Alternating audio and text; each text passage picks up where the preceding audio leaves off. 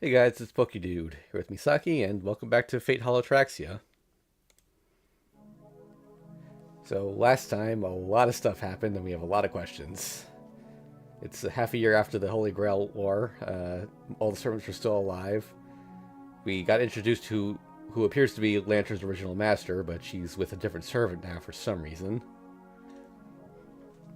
There's something that's threatening to destroy the entire town. We're caught in a time loop. Oh, and we're just right into the second loop here. Okay, well, I guess we're going to school today. Oh yeah, Cultural festival. yep. There's also an option here to skip days now. So, or if there's no new events, we can just skip ahead. And like you get tutorial where we had to play through it each time. Go to school. All right, so Fujimura or Issei? Issei, because he was so ignored in the inside of Fate Stay Night. Morning, Emiya. Morning, Issei. I greet Issei, who just came out of the student council room. As expected from the president of the student council, he's been enthusiastically fulfilling his duties since early morning. Oh yeah, you're still the student council president, aren't you? Stop saying strange things, Emiya. Rito Issei, the student council president, still solid as a rock. Homurahara's overseer was this very Issei, the student council president. Anyway, since he was a first year, he was earmarked as the next student council president. He more than lived up to expectations, performing admirably.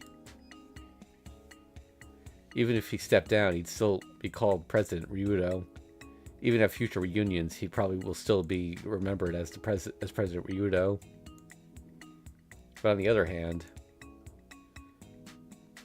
after all the other club officers have already been succeeded by the next generation, though, it can't be helped. I'm prepared for it, but even if I want to give up my position, there's no one to take it. So that was it.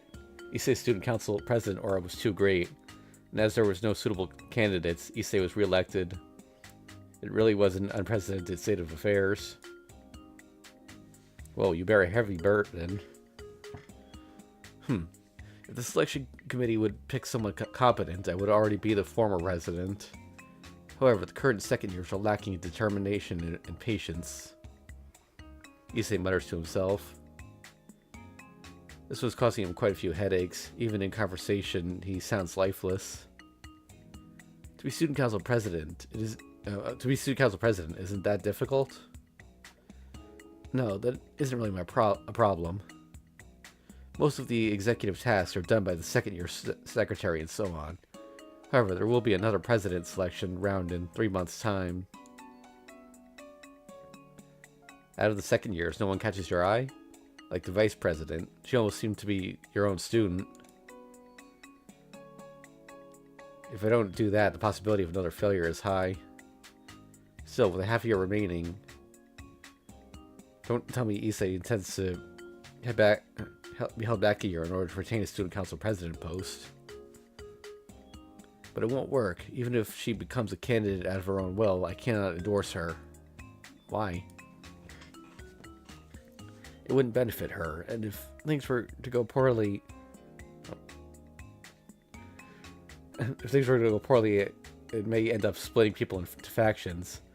It wouldn't go so far as to be a regime, but I'm certain that with my endorsement, the sports club president would not be pleased. Oh. Hello there, average anime enjoyer. Am I prepared for the Tsukihime remake to be released in English? Yep. I'm excited to get that when it comes out. And will we read Witch on the Holy Night? Probably at some point. I don't know if we'll do it right after this game or not, but definitely in some point in the future if you're interested, Misaki. Misaki? Yep. Yep. Yeah. Alright, yeah, so, yeah, we'll do it eventually. I don't know when, though. Because I just read it earlier this year, and I'm not quite ready to jump back in, but, you know, this game will probably take a couple months, so who knows.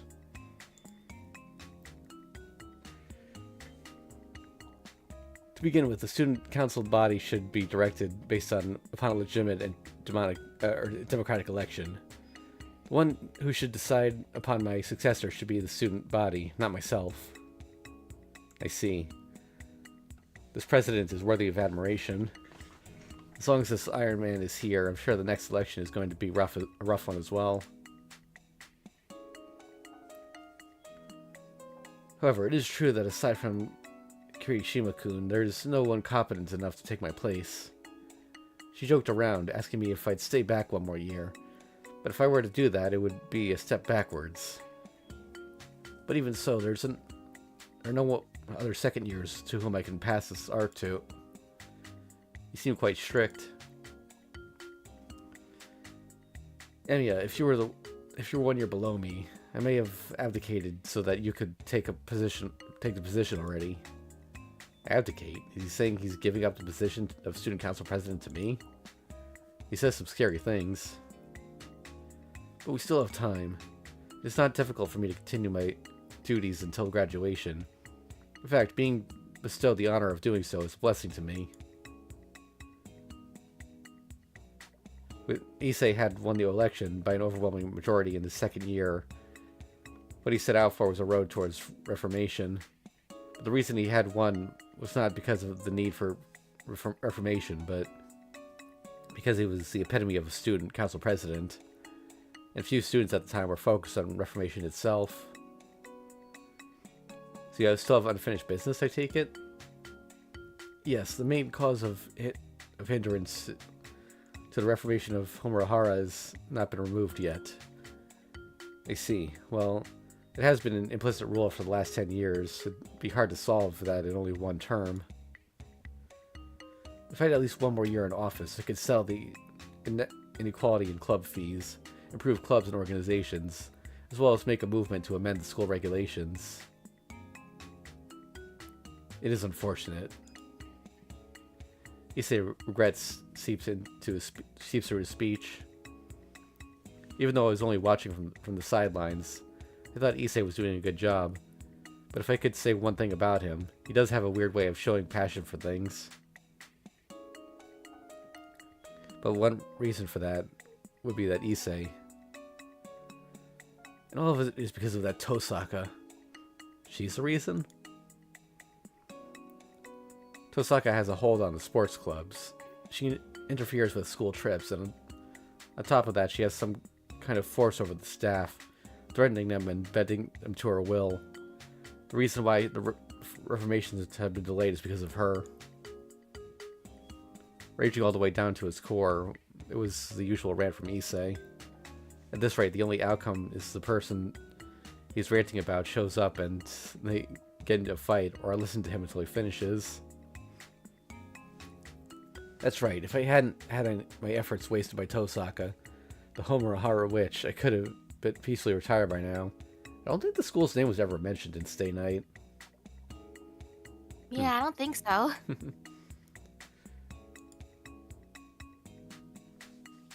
Well, I think even if Tosaka acts like that, or I think even if Tosaka acts like that, she understands her objectives, so she didn't react emotionally like the other officers, did she? I know, that's why I could never afford to lose in a dispute against her. Are you on her side, Emiya? Well, I wouldn't say I'm on her side, but I know quite well how scary she can be, but in a way, I'm worried about Issei. All I can do is pray that they don't end up mutually destroying each other in a cross-counter fashion.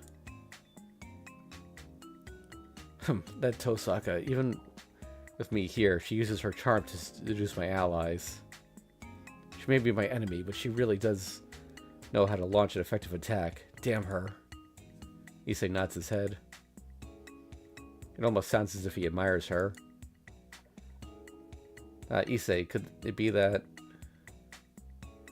Is something wrong, Emiya? Are you lonely without Tosaka around?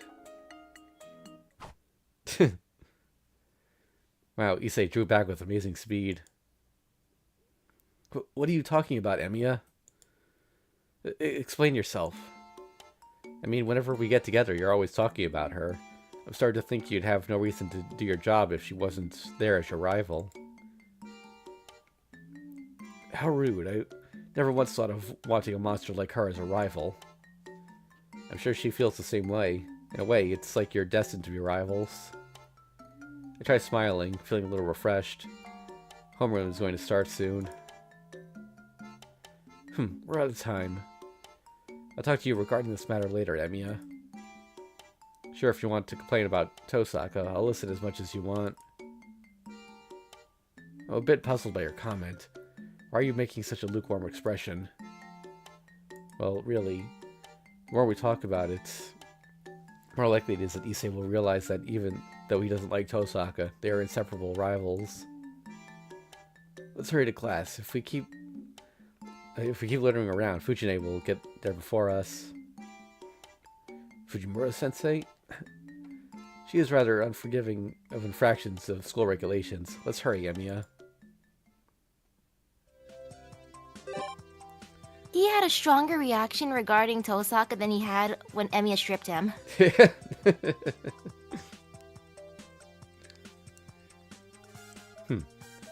Oh, Shinji's here. Let's ignore him. Okay.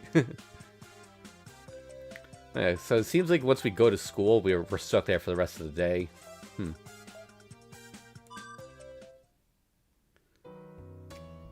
I stopped by the archery dojo. During the lunch break, Sakura does the preparations for club activities here. Senpai. Just as I thought, the new archery club captain is already hard at work. Yo, on a job? Even at lunchtime? No, not really. I only came here to eat lunch today. I see. I thought it's about time for the upcoming tournament practice. I've heard that at the champion schools, even at lunchtime, they take their bows and try to fill up the training logs. The archery club at Homurahara isn't normally that strict, but that can't be said about this season. That's right. It's about time for the fall tournament. Mitsuzuri told me a lot about it last year too, like how we weren't sufficiently represented. We certainly could have done better, but I think we're set to go pretty far this year. The freshmen do have some skill among them. From the rumors I've heard, she's probably talking about Mitsuzuri's younger brother. At any rate, Sakura's smile looks promising. Oh, by the way, do you always eat lunch here? Yes, managing the dojo is my job. Besides, I also keep the key. Good job. So, Sakura's lunchbox is... well, that sure is an awful lot of food for just one person. Would you come in and join me for lunch, Senpai? Is that alright? Did you bring enough for me too? Yes, I prepared enough for you as well. You came just as I was thinking about inviting you over here, so I'm glad. That helps. Well, I'll gladly take up your offer. Okay, then please come in.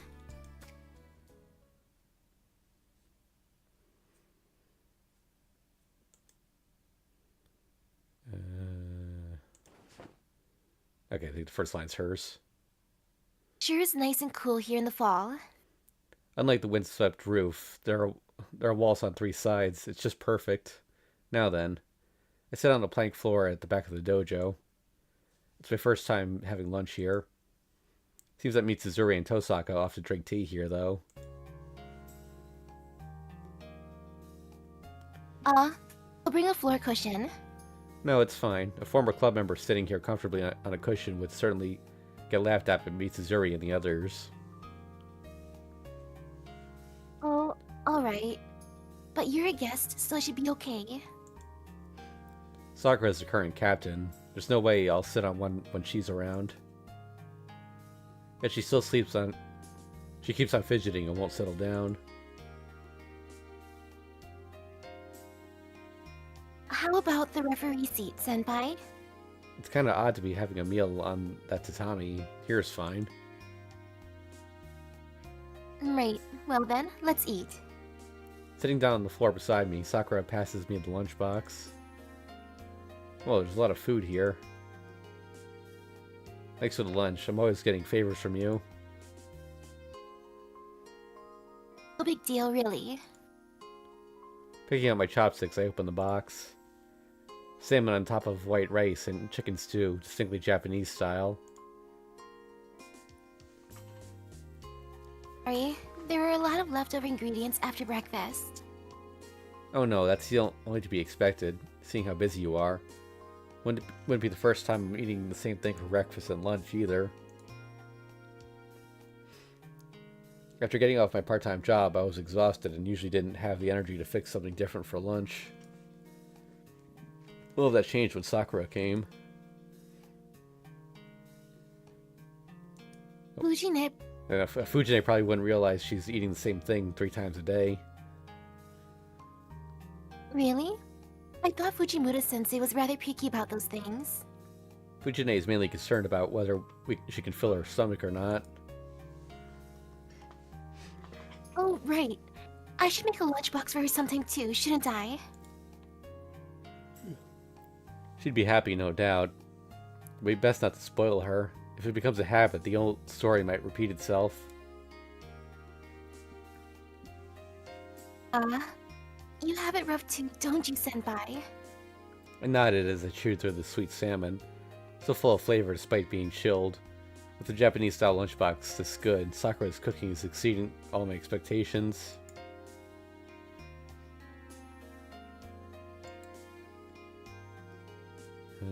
Ryder should really learn to make lunch too.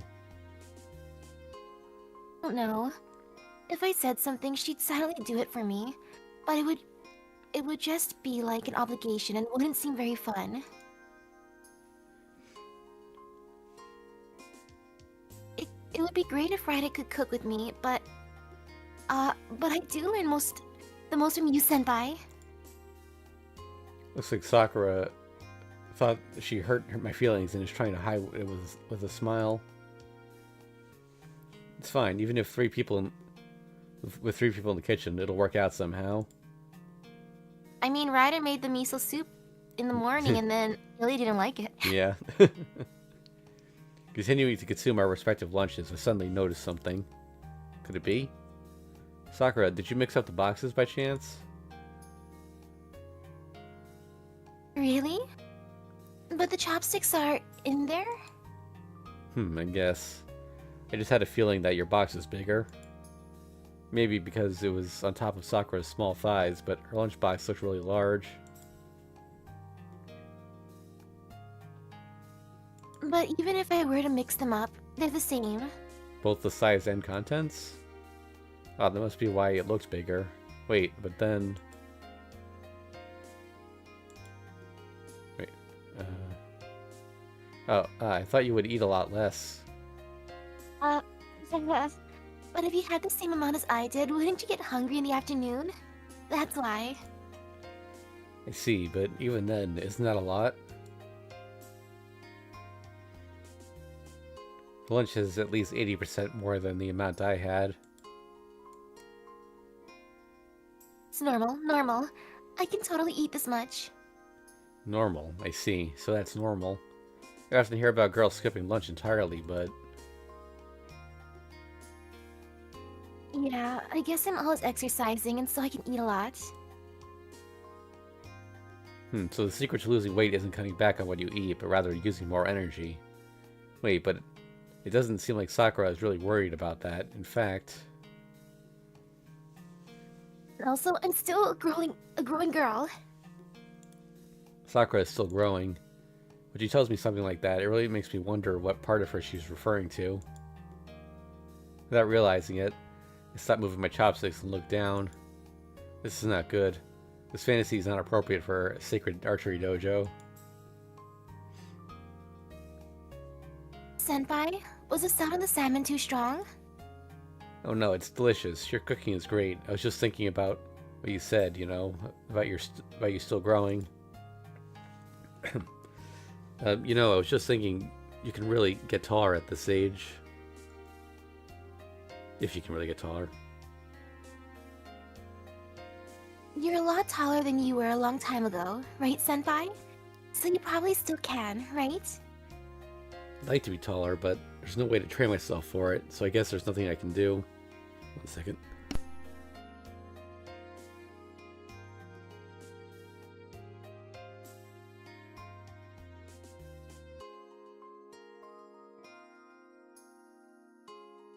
Sorry, had to clear my throat. You worry about it too much. Even the way you are right now, you're still reliable. I feel like I can depend on you, Senpai. It's blatant flattery, but I'm so glad to hear it. Right now, there's nothing I could do but stay focused. If I become strong enough to lift Sakura up with one arm, maybe I'd be able to accept her compliments sincerely. Would you like me to pour you some tea? Oh, yes please. We still have time, so why don't we have a short rest before going back? Alright, Senpai. Hey, after school. Part-time job? Oh. Oh, heck yeah. Just a normal day.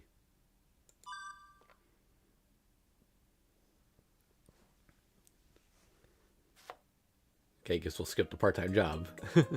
Why? As I start preparing dinner, I glance outside and notice that the sun is already set. Dropped like a rock is an apt expression. Looks like the sunset waits for no man. Shiro, I finished cleaning the bath. Where are the fresh towels? Go ask Saber. Putting away the laundry is her job. I reply while pounding out a steady rhythm with the kitchen knife. There's a lot of chattering in the living room behind me. Senpai, we're out of soy sauce. I'll go down to the shopping district and get some. It's pretty late already. Let's wait until tomorrow. We can borrow some from Fujine's house. Ilya, go together with Sakura. Wait, Ilya's not here. Though she leads the assault with Fujine in the morning, she often isn't here during dinner. When she does come, it's usually when everyone's relaxing after having already finished dinner. I think that's Saber. I will accompany her.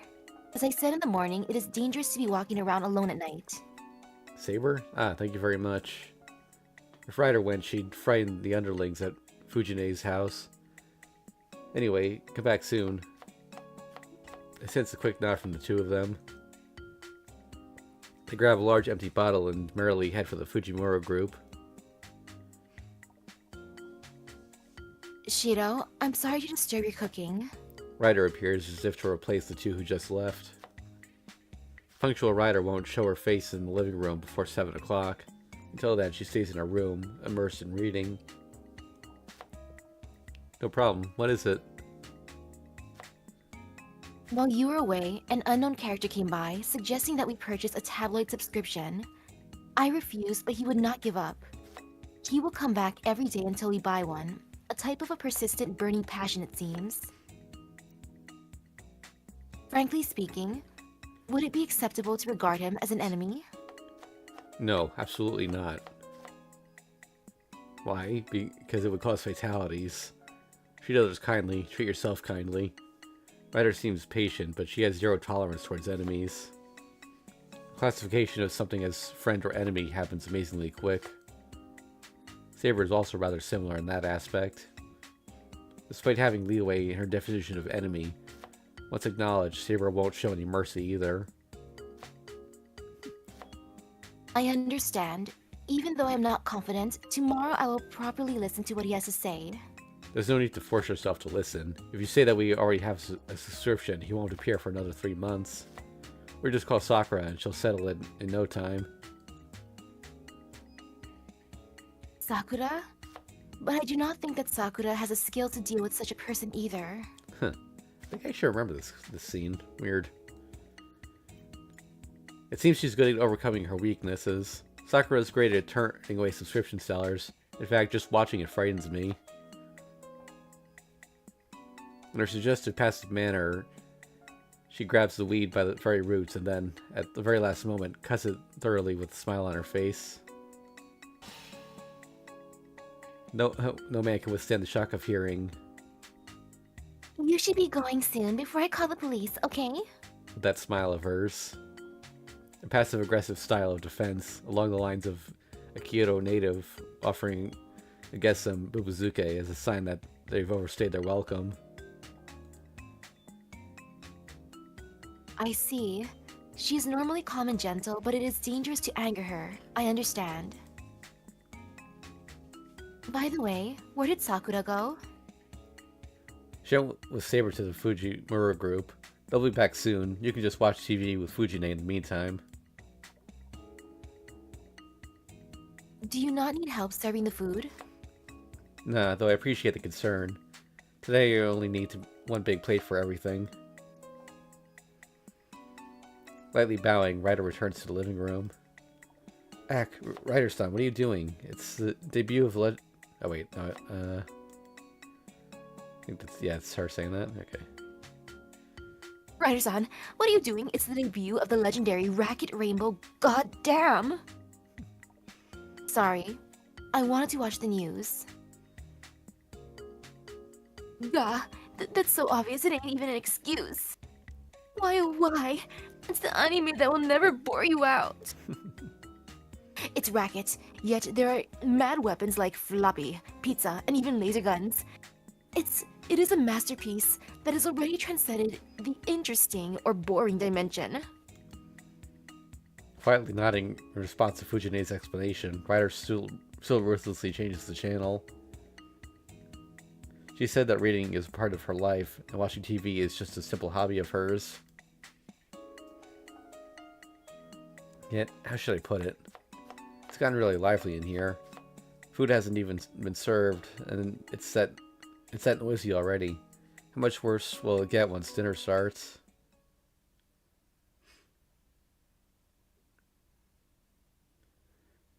Okay. Man, I want to know more about the part-time job, though. Come on.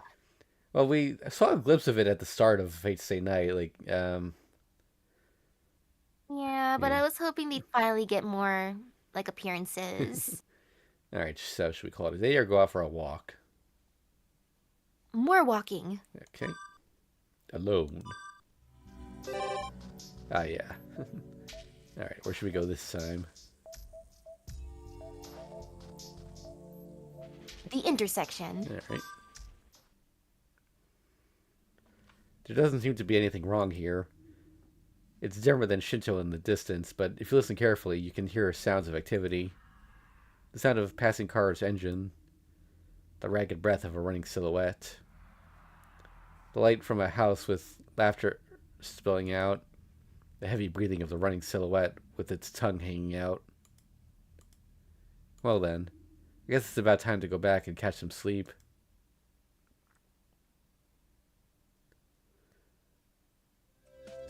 Okay. I'm not suspicious at all. Okay. Alright, so I guess we're going to school again. Alrighty. Seniors hallway. It's a holiday, and there are few people at school. Few people, yeah. A fa from the wind music club, mixing with other wind instruments, vaguely reaches my ears. What the heck? This rough, almost beast-like way of running. Ouch. Hey. Ouch. Oh, Hey, you, watch where you're going. that's my line. Is that what you say after jumping out at me all of a sudden? You shouldn't be spacing out like that, Emiya. Yeah. The self-proclaimed Fuyuki's Black Panther stood up ahead of me. It was an abrupt greeting from Makidera Kaede of the Track and Field Club. Oh, it's just you, Makidera. Look ahead in life. I mean, running. Sure, looking ahead is what I always do. But had you been looking too, wouldn't you have been able to dodge that one? What do you think people are, anyway? Ow. My body shamefully falls back to the ground. Being looked down on by Makidera, there's no end to my humiliation. Please, Emiya. What if I fell in love with you like this? Say what? Just kidding. Well, it's not like you'd get hurt. Makidera, the track and field ace, is even tougher than me. First glance, she looks like she's lively as ever, but she's the type who try to hide her injuries anyway. Did you hit or twist anything? It's an important season. Oh, wait, no. Yeah, okay. Uh-oh, Emiya's worried about me. I'm totally fine. Come on. I guess she felt bad for me lying on the floor like this, so she offers me a hand. As I try to get up on my own, my finger catches the thin chain. Huh? It's Tosaka's pendant that I've been keeping in my pocket. I tried to put it away quickly, but still I received an odd stare. Makidera, this is... I bet this kind of jewelry doesn't fit my image. However, she's looking at it in an ordinary way. Isn't looking at it in an ordinary way. Same one Tosaka has. Why do you have it? Well, you see, a future version of myself gave her a copy of it, and... it's a long story. Not as long as it is absurd, and I can't talk about the details. It's my dad's memento that's been passed to me. The design is just a coincidence. Maybe I should make up some story like that right now. Would it be that, Emiya, you... It's not like I stole it. She has the same one with her right now. Oh, so it's a pair. I see. Makidera is laughing in an oddly excited way. Rather, it's as if she's about to say how incredibly suspicious it is that Tosaka and I have matching pendants. I shouldn't underestimate you. What are you scheming? I see. Emi and Tosaka matching jewelry. A violent scheme is brewing inside the Black Panther. Emiya and Tosaka have matching pendants. If this rumor were to spread, who knows what kind of disaster it would cause among Homuraha's male population. A drop of cold sweat runs down my forehead. There's a heavy feeling in my stomach. Come on, Emiya. With a strong fighting spirit, you can take down all of your enemies. Hey, I know. If you want, I can just pretend I never saw it. Makidera, what's the bribe going to be? A crepe, or will it be a sundae? Nah, nothing like that. Could you tell me where you bought that pendant? Huh? And what would you do if I did? It's no big deal, is it? See, that unfashionable design is actually kind of cool, so, you know, I kind of want one too and stuff.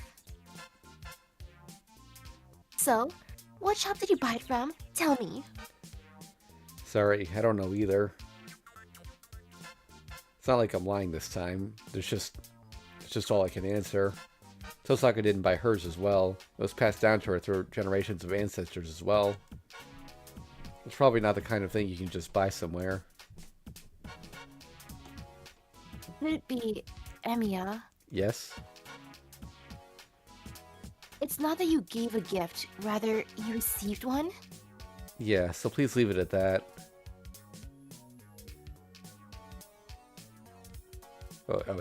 Before I realized that there was two of them. Doesn't this story seem even stranger in reality? Ouch. This time it's no accident. That's an attack. Hey, what was that for? Guy, I'll kill. Definitely kill you. What do you mean by kill? Do you think a guy would just quietly let himself be killed for a second or third time? Shut up. You unworthy man getting such a precious gift from Tosaka. I will hereby carry out the punishment in heaven's stead. Die. Getting a challenge like this in the hall on a day off. What the? Why on earth would she get so mad about Tosaka's pendant? Jealous. I have no idea, but I need a defense plan quick.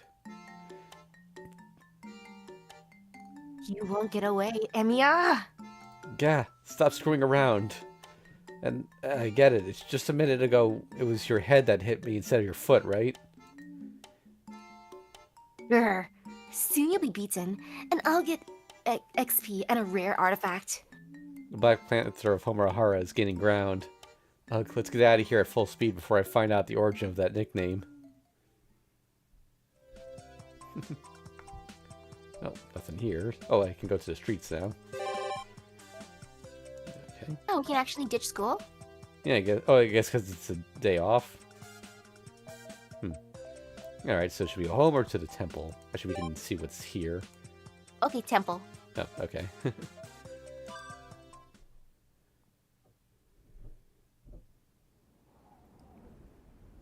What? We go out to the hills behind the temple. The mountain range spread out beneath reminds me of the pure strength of nature. Yeah, we never really saw what was past the lake and the, you know... Beyond it lies the forest of the Einsburns. When I think of that landscape I'm so familiar with, suddenly feels like the scenery of a foreign country. I brought myself here many times. I'm used to seeing the sights of nature here, so it shouldn't be particularly impressive to me. Bright sunlight makes me squint. The scenery tugging at my chest makes me squint. Whatever caused this change in mental state right now, the serenity of the surroundings puts me at ease. Should I loosen up and relax? Should I loosen up and relax? I could end up gazing at the mountains until the stars come out. No, now isn't the time for that. I should save the sunbathing for another time. When winter break comes, everything will be covered in snow, so we should have another camp next summer or something instead. But no one would mind having a picnic here either.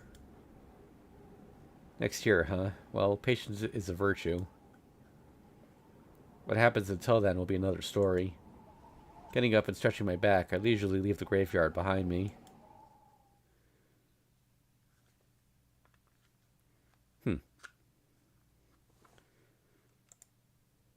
Okay. I guess we'll go out for a walk again. Finish that up. Alright. North or south? Let's go north. Alright. There doesn't seem to be anything wrong here. Even though there isn't a single person out on the streets, I can hear the sound of family conversations inside. The streets are calm and quiet, perfect for a late night stroll under the moonlight. Everything's fine here. On to the next one, I guess. Leave the Japanese-style residential district. On the way back, I catch a person's silhouette out of the corner of my eye. What leaves a bit of an impression on me is that it looks like it looks as thin as origami.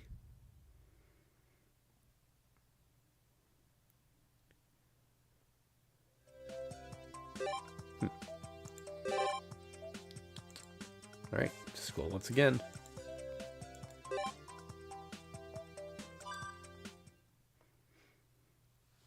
Today's club activities, track and field. I didn't use the grounds when I was in the archery club, so the rotation schedule has never been clear to me. Was the track and field training supposed to be that intense? Huh? Screams of freshmen while running around like lemmings. And from the predator driving them from behind.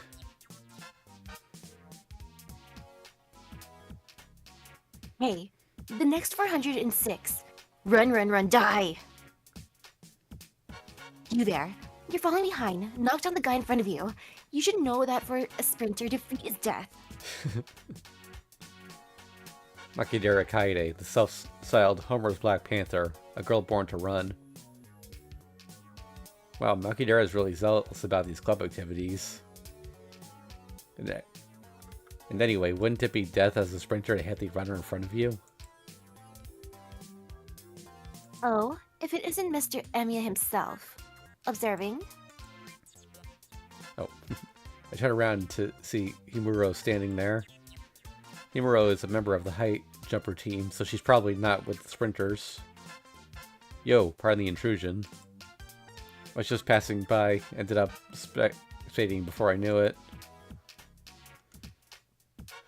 I'm glad to have spectators, but it's not that interesting to watch. Well, maybe it is. When you look at her from a distance, she seems like a pleasant girl. That's an understatement. Our hearts are one under the Black Panther. Anyway, putting Makidera aside, Himuro, aren't you going to run?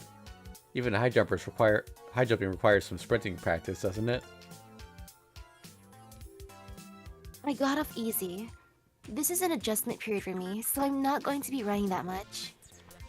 I see. Those guys over there really have it tough, though. The freshmen look like they're going to die. Is she Spartan or something? After running the track, the freshmen look as if they're about to collapse. Right now they're jogging, but their gait is wavering and unsteady. But even now, Makidera is menacing the freshmen from behind with threats of more practice. That's what interval training is about. There's no point unless you can get it under 60 seconds.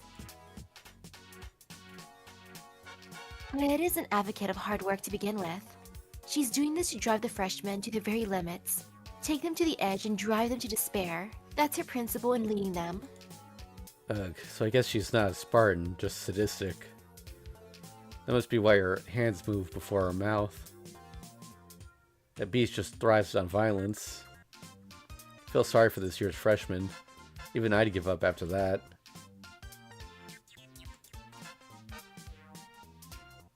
I don't think so. I can't guarantee that you'll be able to maintain the speed, but you wouldn't be beaten by that load, Emiya. I don't know what she's basing that on, but Himuro was quick to give me an opinion on my endurance. Himuro Kane seems like a normal girl, but some would say otherwise. As usual, with her profound personality, she suddenly says... So, about what you said earlier, personally, I think she's more of a masochist than a sadist. Huh? I guess I'm the one who slipped up while talking, but seriously, what is she saying all of a sudden?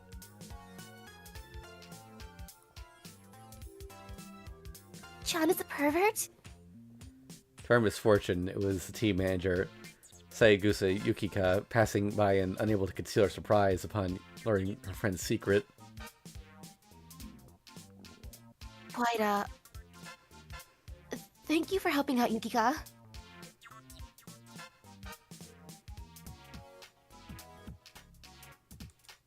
Calm down. Oh, oops. Oh, yeah. I don't know who that is, actually. Sayagusa says, can you help out over here? Sure, sorry. I'll be right there. Picking up the basket filled with bottles, she crosses across the grounds. Wait, I'll help too. Me too. It's fine, Emiya-kun. It's not that much. Well, I guess she'll be okay since Himuro's with her. And the other members of the team would probably be surprised if an outsider was carrying the bottles over.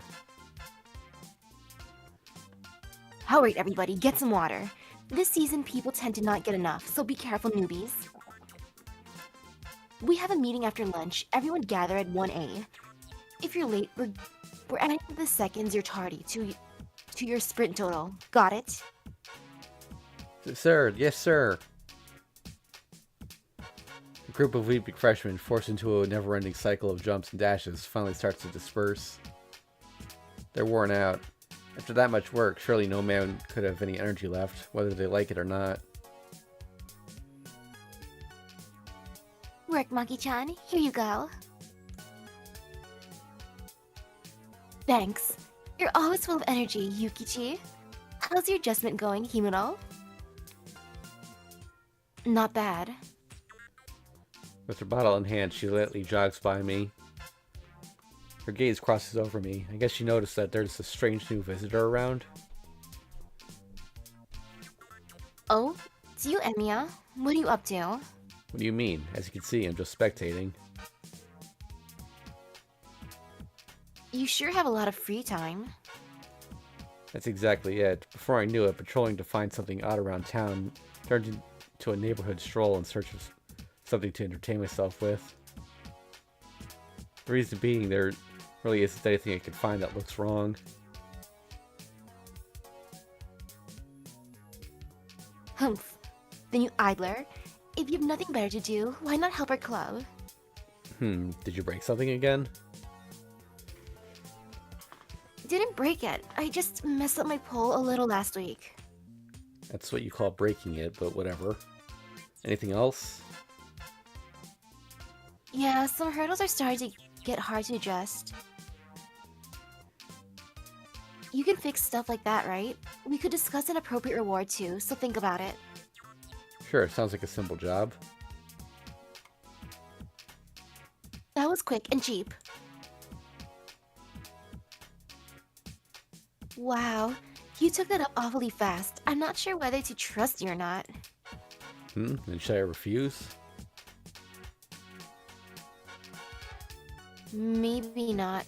If you agree, then do it. Yeah, that'd be handy. You're a great help, Emiya. Since Kaede won't say thanks, I'll say it for her. Favor, would you like to eat lunch together? And what? What are you inviting him for, Yukichi? Emiya already said he'll do it for free. Listen, he comes from a family that loves to do people favors with no rewards. And if you're not careful and give him something, he'll die. Am I a rabbit or something?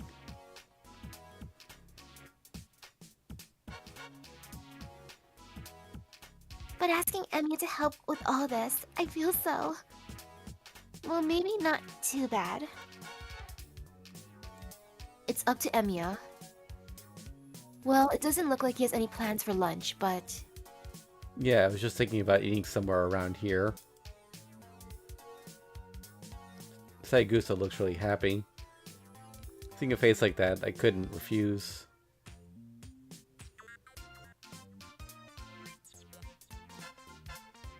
Lunch prepared for everyone in the club, but someone took a day off, so we have a little extra, actually.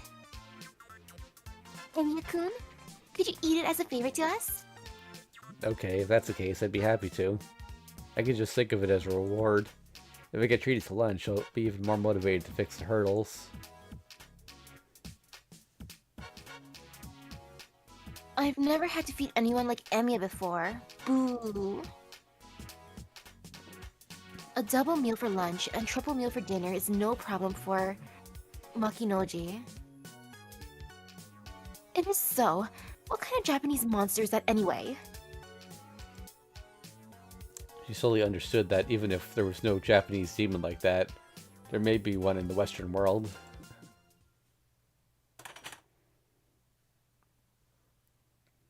Let's eat. Let's eat. Lunch begins.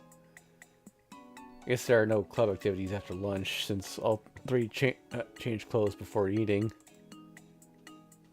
Inside the foil wrapped are sandwiches made of marinated salmon and thick French rolls. Since lunchboxes were mentioned, I was expecting rice and various side dishes, but it ended up being fairly light. Well, after working out that hard, I don't think I could eat something fried. It was a good choice for the manager to pick. You're kind of crude, but... Crude or not, it's all good stuff.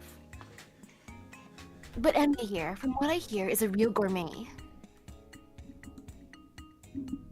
Yes, they say that Miss Mato, a second year, delivers stacked lunchboxes to him every other day. Since when have those rumors started? It's my own matters, but when they put it like that, it really does sound like I'm way too spoiled lunch-wise. Stacked? Mato sounds amazing. I could never make that much. That's why he's got good taste. If I recall correctly, he also cooks himself, don't you, Emiya? Watch out, Yukika. Depending on the offering, he might go all, "Get me the chef" on you. Where's it from, Makinoji? Wow, I may be spoiled, but so is the track team. Who could complain about this lunch? Sayagusa's lunchbox may be plain, but it was made with the person eating it in mind. Even Tosaka, with her only the best policy, would have been touched by the thought of Sayagusa put into it.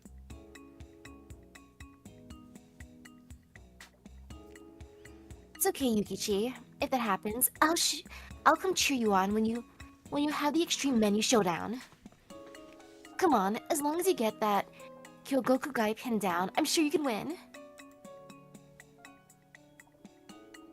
I am ashamed.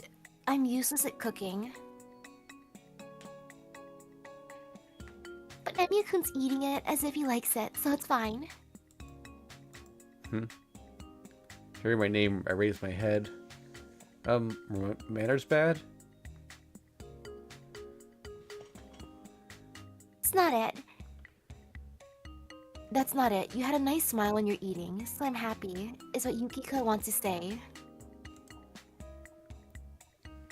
A nice smile. Well, yeah, if you eat something that tastes good, it just happens, doesn't it? I'm glad. There's yogurt too, so please have some. Good timing. I mean, good thing you measured up to Emiya's standards, huh? Now I'm more interested in how Emiya's lunch would taste like instead of Miss Mato's. Emiya's lunch? I've never seen him eat from a lunchbox, though. He goes to the student counseling with Issei-kun. Yes, the son of the temple does not get much meat in his diet. I suppose for the student council president, Emiya is like an angel of mercy.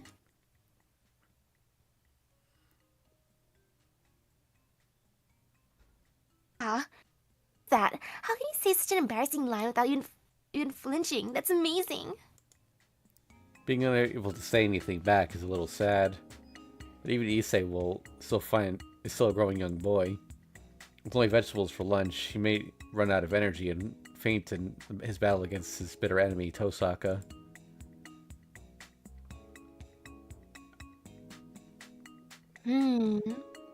So is the food you're giving to Ryudo any good? Is it special enough for the student council president to get hooked on? Is it ultimate enough to match up against our Yukichis? Well, it's nothing to brag about. My lunch is basically just leftovers, so it's not that special. Besides, there's no way a guy's lunchbox could win over a girl's. And I mean not just in the neat looks, but even the very value of their existence is vastly different.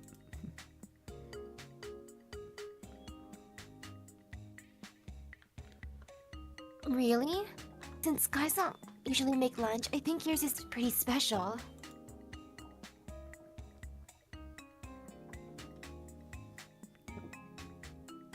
Now you mention it, it really is a rarity. But the only ones eating it are Emi and Ryudo.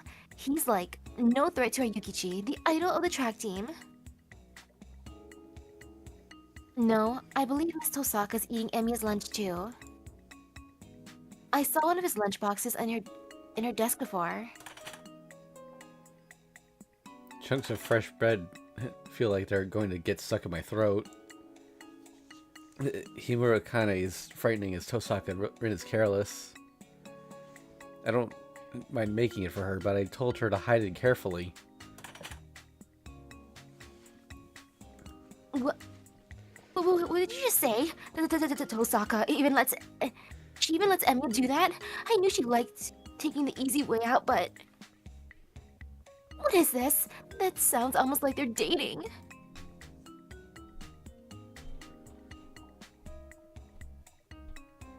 Makinoji. Not like. Those two are probably going out, don't you think? What?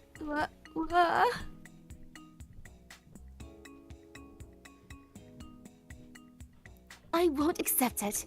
That arrogant, stubborn girl would never go out with some gallant helper type.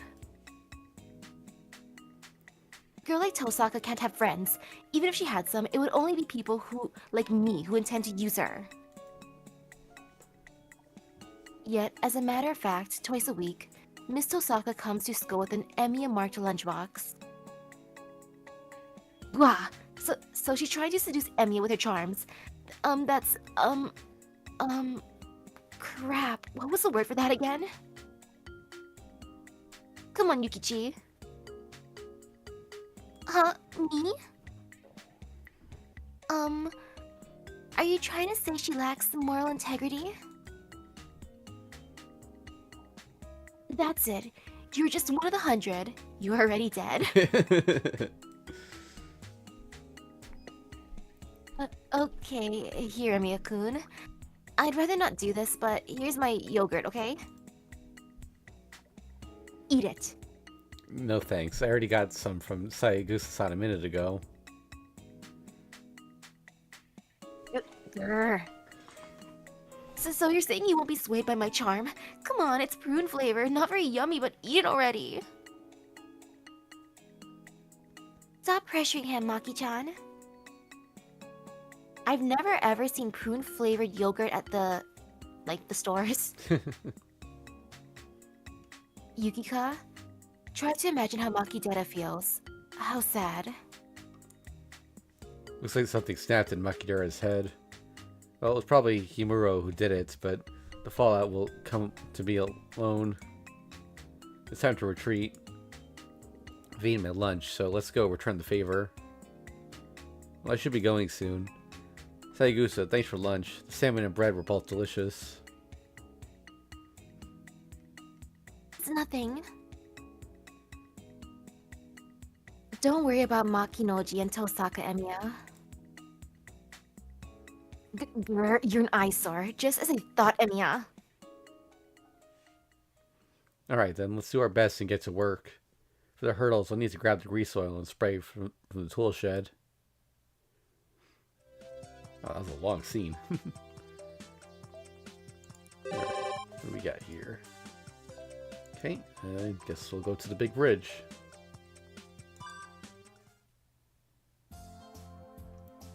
Well, I just had lunch, so I guess I'll go for a walk. Number one recreational spot in the city, the beachfront park. A must-see location for dating couples. Date? Couples? No, not when I finally got some solitary time. I'll throw the frivolous thoughts away and just take it easy for a while. It's a sunny day, perfect for taking a nap. But should you stay out in the late afternoon, a chilly breeze is bound to remind you of the season. The joy of lazily wasting away this valuable time. Oh, Emiya, what a coincidence. Familiar voice. Itazuri, are you skipping?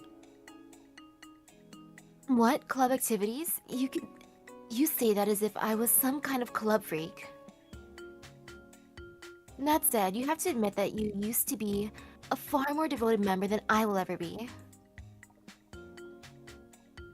And so you did your best to keep up with me, didn't you? Did I really try that hard? Frankly, my part-time job and house chores kept me so busy that my memories of the archery club have gotten quite thin.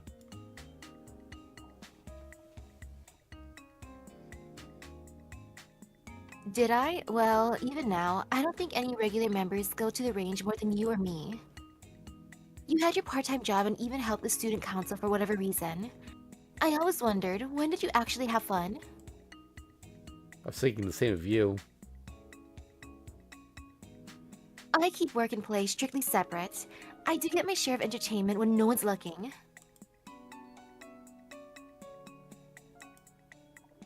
I also distinguish between studying work and leisure time.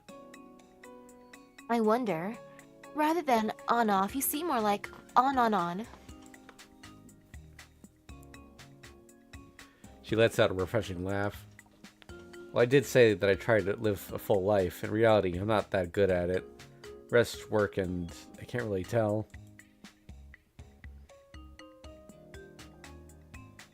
Or so I thought, but here I see Emiya idling around as if he had a change of heart. What are you up to? A date? Meeting? Her perceptiveness is as futile as ever. A date, though? Well, it's not like I wouldn't, but...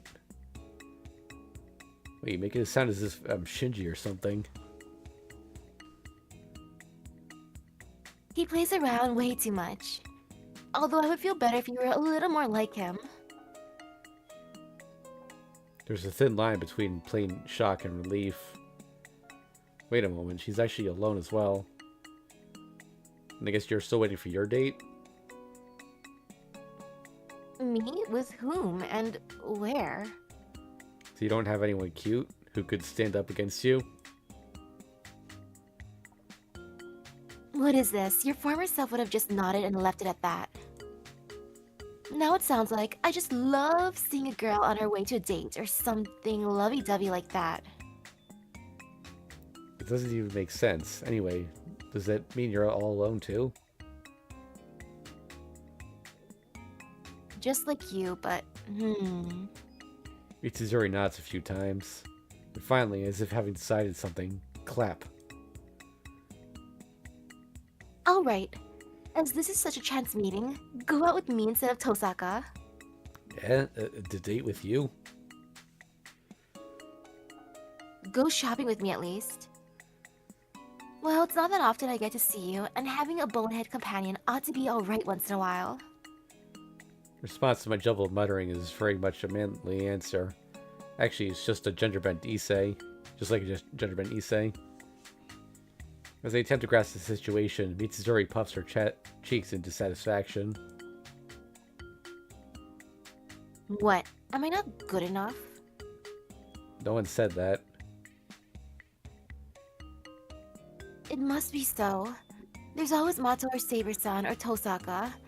I guess I'm not up to par. Emiya, you've been spoiled too much. Do you even realize that? I've already lost. If you're more the beautiful type, should I introduce you to... More into the beautiful type, should I introduce you to Ryder? What? As soon as I mention Mitsuzuri's one weakness, she goes quiet. Perhaps I should mention that Ryder has been wanting to rent out Mitsuzuri. Where is this going? It's okay. And besides, isn't Ryder-san closer to Mato than you? I'm sure Sakura wouldn't mind. But back on topic, what's the plan for today? Date. Where? The conversation is taking a strange turn and needs to be forced back on track. Right, let's see. You ought to have had a bite already, so take me out for tea. Next, to the CD shop to check out some new songs, and then to the game center. You do realize I'm not accustomed to all the hustle and bustle of gameplays, right? My gaming is limited to stuff like Uno or President at best. With a hint of uneasiness, Mitsuzuri lets out a theatrical sigh. Oh, good grief. Anachronisms like you and Tosaka shouldn't exist in this age. Even Mato is more or less... Oh no, Tosaka is old-fashioned to a degree I could never hope to achieve. I try to object. Wouldn't my very practical ability to strip any machine down to bare metal for any repairs more than compensate for not being familiar with some consumer electronics? Say that after you've at least gotten a cell phone. Though I can't imagine Emiya texting either. I think that's the first mention of a cell phone in this entire series. Wow, so they do exist here. Yeah, I mean, cell phones existed back then. It's just that it wasn't common for everyone to have them, especially, minors. Man, they really need it for the Grail War. I concur. I guess I should get one after all. Neko-san always tells me that whenever I see her, too. Neko-san? Mitsuzuri looks at me quizzically. The person I work for, Fujine's old classmate. The one I wanted to learn more about, but no, Emily, you skipped your part-time job. Ah, that lady from Copenhagen. Yeah. Wouldn't you need one to keep in touch over shifts and things like that? I would probably end up being called to help with all the sorts of stuff outside of work. Maybe it's better if I don't. Well, it's all up to you. Just a matter of time, I bet. Mitsuzuri laughs heartily. She really seems to enjoy laughing, so...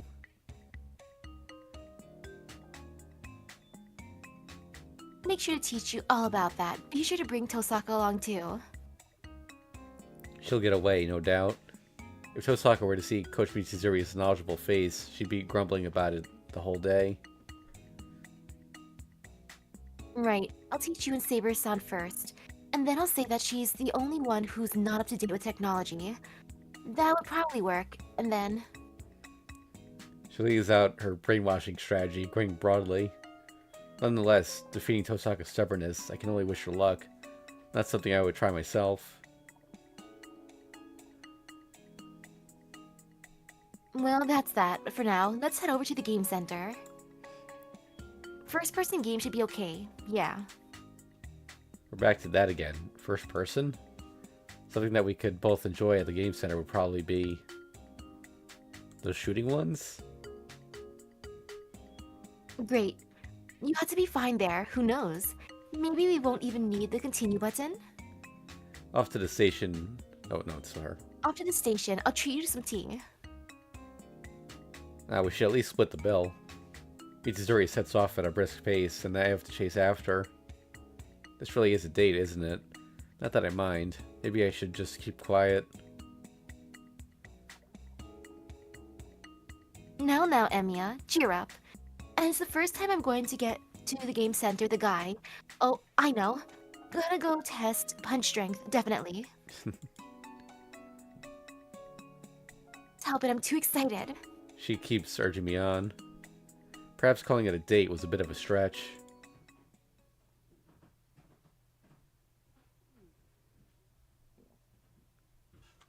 It's just after... Oh, yep, that again.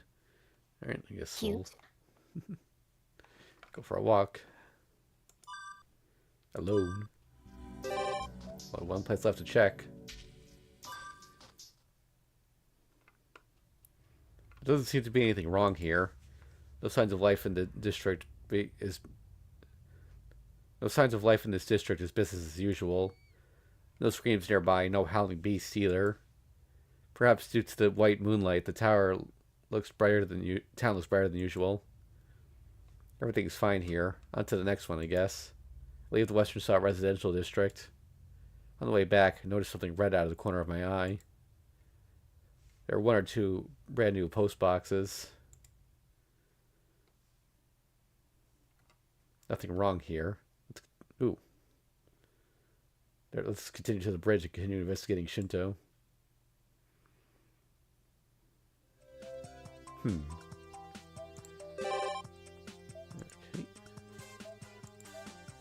Oh, this was to the temple then.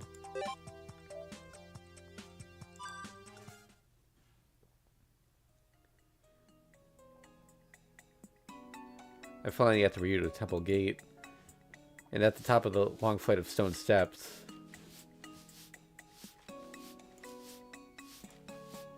good morning. Below the gate, somebody's busy sleeping. Wouldn't be so weird if it were one of the temple monks, but it's actually Castor of all people. Her hood down over her face, this is rather suspicious. What's up with someone like her suddenly coming out in broad daylight just to sweep the steps? Oh my, if it isn't the boy. What brings you here today? Like how her ears twitched there. And yes, the boy. So even you get dragged into cleaning. It kind of caught me by surprise. Well, perhaps I shouldn't have. As one of the residents, she should clean something after all.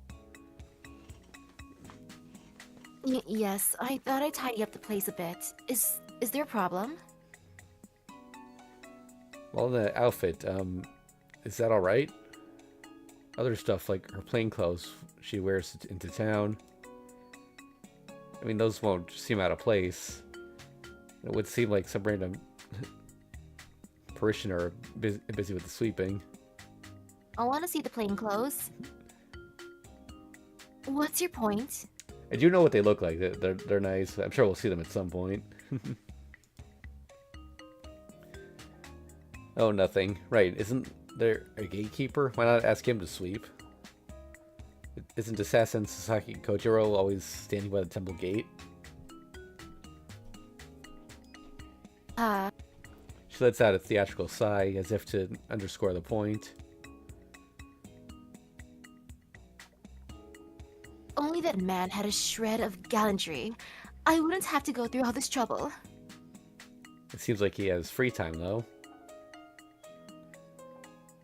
Yes, he does. I have told him many times already, at least go sweep the grounds if you have nothing to do. Good for nothing sponger. His only skill is his mouth. It's too bad. Wait. Huh? Too bad I'm only a spirit with no real body of my own. I would not object to you. I would not object if you gave me an order, but then not be contrary to your style. Adopting physical form and sweeping requires magical energy. Compare that to the amount of magical energy spent when the master herself is holding the broom. Which is greater? Need I say more? That he keeps telling me. What do you think of that boy? Seems like having minions can be tiring too. On top of that, Assassin's logic is impenetrable.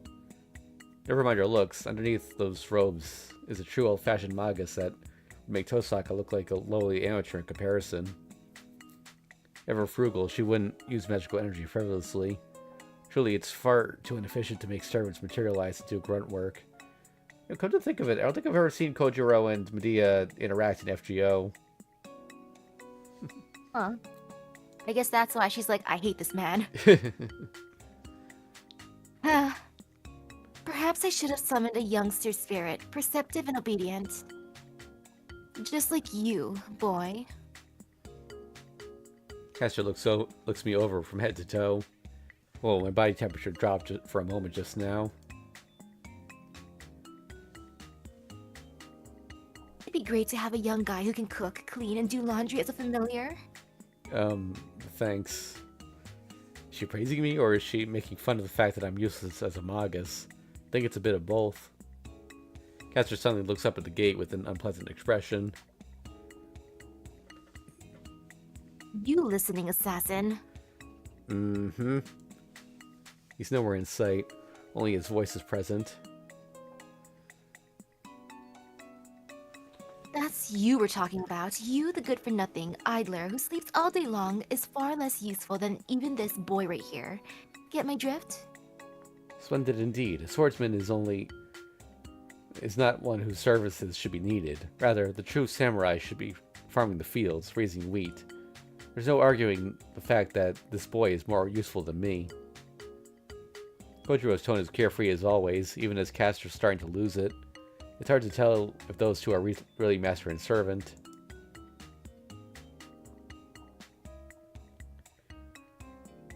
That's her, I think. I'm assuming he's mocking her. Oh yeah, I misread that, sorry. Oh, or perhaps you would like to use a command spell? Huh. Haha, now that's a nice expression. It's been a while since I've seen such a look on that face of yours. You have become too happy and relaxed today, and I find it rather uninteresting. Kojiro continues to tease her. I did think that his words always had thorns in them, but he's taking it to a whole new level with Caster. Humph. That's alright, just keep doing your job as a doorman. The original idea was to demote you to a janitor if you don't do your work properly. Right, I will devote my whole self to this duty. Kojiro's voice stops. It's hard to interject when they're fighting. Just like that, boy. Do you understand now? Clear as day. Do you need a hand? It kind of bothers me, so I asked. Did I just say something entirely unexpected? I had a hunch for a while now, boy. You really can't tell what's going on around you, can you? Say you do help me. Now Saber, who's already treating me as a sworn enemy, will be boiling with rage, no? Saber won't get mad if I just help with sweeping. Sweeping the stairs all the way to the bottom would be quite tedious, right? So, do you need help? I ask. It's not like I have anything else to do, and a bit of help is enough to invoke the heaven's wrath upon me. Caster sighs again. That last sure found herself a handy apprentice. That last. Tosaka? She orders me around. She sure ordered me around. Oh. Wait. Wait. Who's... I think that first line's hers. It'd be best if I refuse. Should Issei find us going at it together, we're bound to have another quarrel. I see, too bad. Just can't be helped if it's you, boy. Now, had it been Soichiro-sama, it would be a completely different story. Kuzuki with a broom, sweeping silently without a word. Somehow, it's really easy to imagine. And with Castor by his side, wife doing her husband's bidding, a classic scene. Sarcastic laughter emerges from the top of the gate. What are you laughing at, assassin? Exactly that. Soichiro-sama this, Soichiro-sama that. The way you're enamored with the man almost makes me sick. Good thing I have a bucket handy. Balderdash. And what's this about being enamored? I will not let you insult Soichiro-sama in this manner. Oh dear, excuse me for being a hooligan who doesn't know how to serve his master properly. I haven't the slightest clue on how to treat the master of my master. Get down here, assassin. A few things to tell you this time. Oh, that's fine with me, but your sweeping is about to stall there, correct? I will leave that part in front of the gate to you. Time is precious and I'm very busy. I still need to mop the floor in the main temple. Today is the cleaning day, is it? Mopping the main temple floor has got to be a pretty big task. I'll make sure to catch Issei and suggest that we tackle it together. Get your ass down here. Don't be hasty. Looks like I'm not needed here. With a light nod, I pass through the gate and step into the temple grounds. Okay, we Man, Kojiro is such a brat here. Yeah. Alright, I guess we're going to school again. Alright, mystery or Issei? You know, they talked about Issei, so Issei. Alright.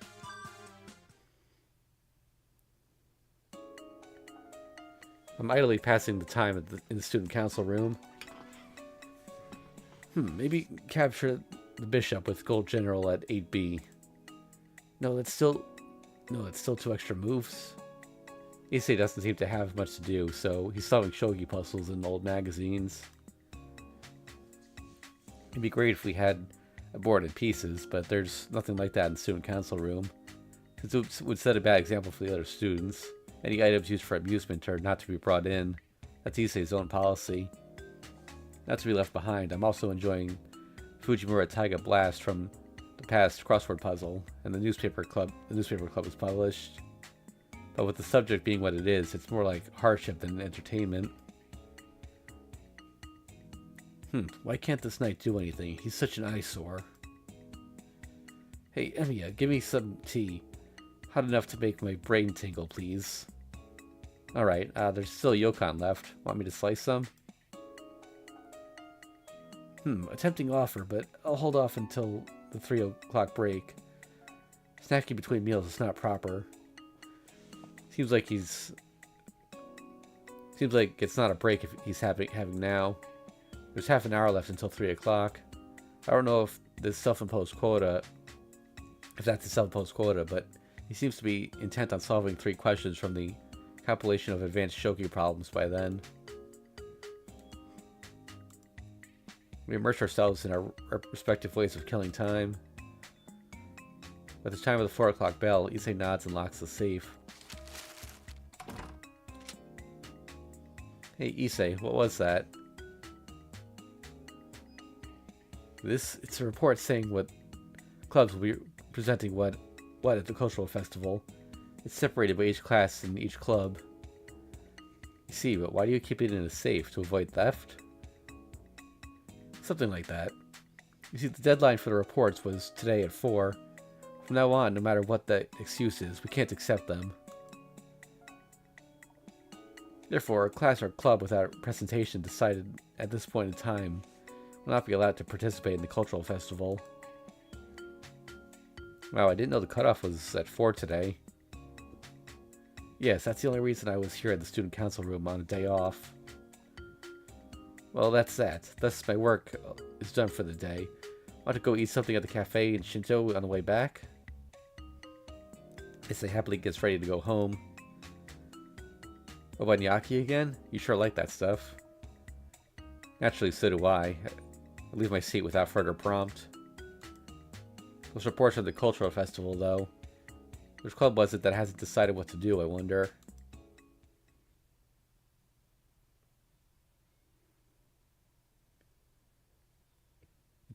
Okay. Alright, guess we'll call it a day.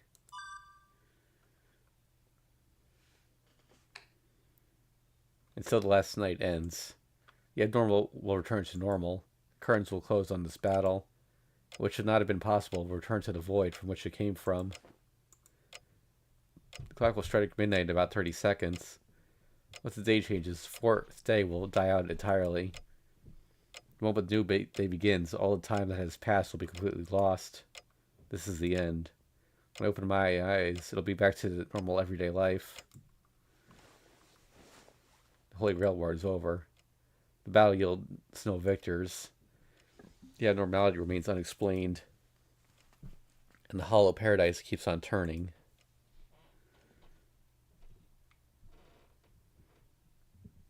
Yep. Exit. Restart. Well, that's ominous. Alright, well, back to the start of the loop, I guess. Back to school. Yep.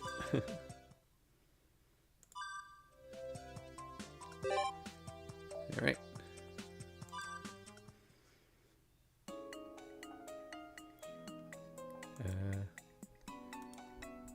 Good morning, Fujimura-sensei. Morning. How's everyone doing? A relaxed morning greeting that does not befit a teacher. Well, it is Fujine after all. Looking sharp really isn't like her, so it wouldn't bother me if she did. I'm not bothered, but I probably should be. What is it? Something bothering you, Shiro? Fujine noticed me, inclining my head in doubt. Here, we're strictly teacher and student, but it's just before homeroom and class hasn't started yet. No, nothing. It's just thinking you seem the same as ever. Are you trying to say that I don't look like a teacher, Emiya-kun? I wouldn't go that far, but no, there's nothing in particular bothering me right now. We see each other all the time, and we know each other's problems all too well. In that sense, you could even call it the ideal teacher-student relationship, where nothing needs to be hidden. Well, no, you couldn't. Being like siblings is a bit too close. Shiro. You gotta start taking things more seriously. Did I do something? See, it's not long till you graduate and you're still playing around, aren't you? That's no good at all. As your teacher, I'm concerned, very concerned. Fujine keeps lamenting, but she doesn't sound very serious. I suppose that's why students find her easy to approach for all sorts of advice. It's one of her virtues. Shiro, you should rely on your homeroom teacher too and ask me for advice. Like tonight's dinner menu? Meat would be great. Yep, lots of fat and protein and those steaks. Early morning at school, and this is what we end up discussing. All of a sudden, a figure walks past like a shadow. Morning, Kuzuki-sensei. Good morning. Good morning. This is Kuzuki, the strict ethics teacher. He said that the students admired him more with every year they spent in school, and I was no exception. As I went into my third year, I began to appreciate his style. He teaches ethics?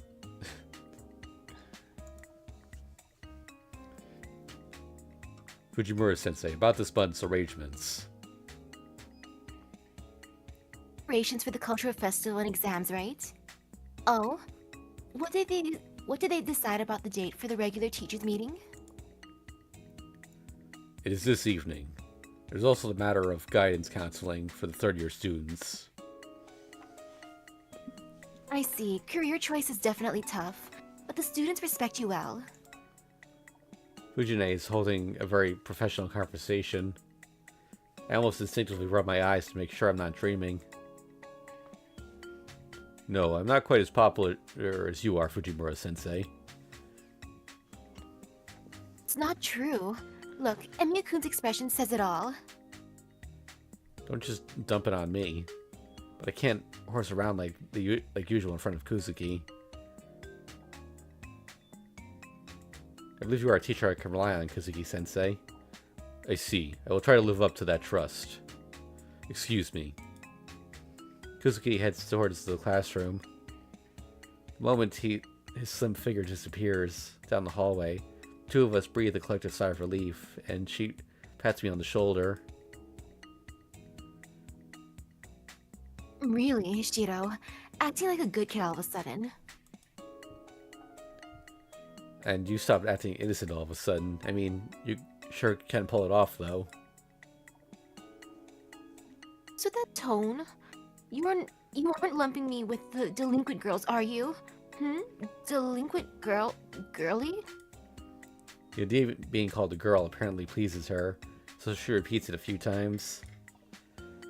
Definitely, but if I was raised by a delinquent, wouldn't that make me one too?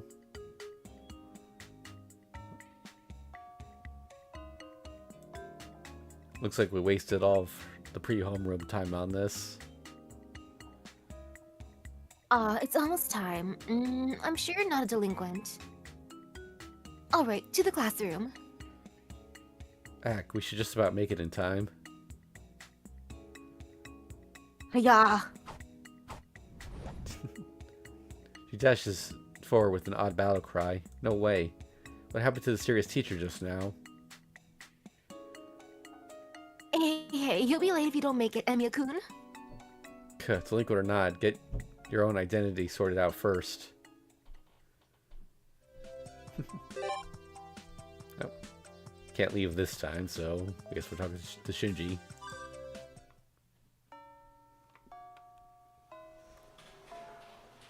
Emiya, let's go to lunch. For reasons unknown, Shinji came up to me and invited me to join him for lunch. Totally out of blue, but it does happen a few times a year, so it's not that surprising. Okay, I brought my own lunch. What about you? Should we go get something from the cafeteria? Cafeteria? Nah. Not in the mood for the cheapo stuff. Why don't we just go out? Out? I guess he means the shops in Miyama. It sounds reckless, but it's not impossible to get back before 5th period if we hurry. I guess once in a while is okay. I made my own lunch today. I could just give it to Goto-kun. Just thanks for always helping me out. Oh, you're quick on the uptake for once. Alright, in return for being earnest, I'll introduce you to my one prize shop today. See, I found this amazing pasta place in your work. Wait, if I go out to Shinto, there's no way we'll make it back in time. Let's go to somewhere in Miyama. We can just skip. Don't you have enough credits to pass already? Come on, let's go.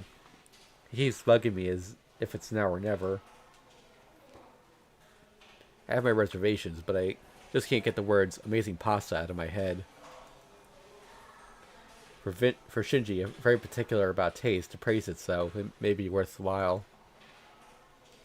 Fool. To bring down a fellow classmate to your level, that is unsightly, Mato. And so Issei, who was listening, eavesdropping, in the back, interrupts with the flames of justice. What is it, Ryudo? Where we go to eat is none of your business. You're a third party, so shut up. It is my business. My classmate is being led astray by a delinquent's deceptive words. It is only right that I should step in. And besides, Emiya made a promise to me first, right, Emiya? Sorry, I don't remember. But if Issei says so, it's probably true. I've been having trouble remembering things lately, for some reason. I probably said I'll go to the student council room in the morning. I really don't recall saying that, though. See, what did I tell you? Really, I was going to stay quiet since I thought you would refuse anyway, but the force of his attack was too severe. Well, let's go, Emiya. I'll bring out the most prized tea leaves today. The kind that no Shinto Italian place can compare to. I'm being dragged to the student council room. Huh? Say what? Come to the student council room when you're free. Oh, come to the student council room when you're free. Isn't that what you always tell him? That's not a promise or anything. No, it's more like an order. When did you pass the rule about having lunch in the council room if you've got nothing better to do, Mr. President? Why would someone even write a rule like that? Lunch in the council room was arranged with our normal agreement. Emiya, tell him. Tell him that you made the promise with me this morning. I did? This morning? Yes, right before the end of homeroom. We looked at each other, remember? And so I coughed, which signaled that it would be the student council room. If you coughed, then it would be. If you coughed, it would have been in the classroom. He shakes his head. I'm really sorry. I didn't notice we had such a rule these last 3 years. I did think that you coughed unnaturally from time to time. I see, so that's how we've been deciding on the meeting place. Hey, listen. I thought so before, but aren't you starting to lose it, Ryudo? How rude. I do not want to hear that, and from you even more so. Sparks started flying between the two of them. There's nothing spectacular going on, but it is an exciting battle nonetheless. I'd rather take out my lunch and spectate as I'm eating, but I would be the only one full by the end of it. Hey, you two. Lunch isn't that long. You should settle it later. How about all three of us go to the cafeteria? Shinji gives up going out. Issei gives up on the student council room. That should be a good compromise. I refuse. If I say I'm going out, I'm going out. Now come on, Emiya. I'll buy you lunch, and then we'll hit the streets after that. See, today there's a party with girls from Western High. I really cannot understand you, Mato.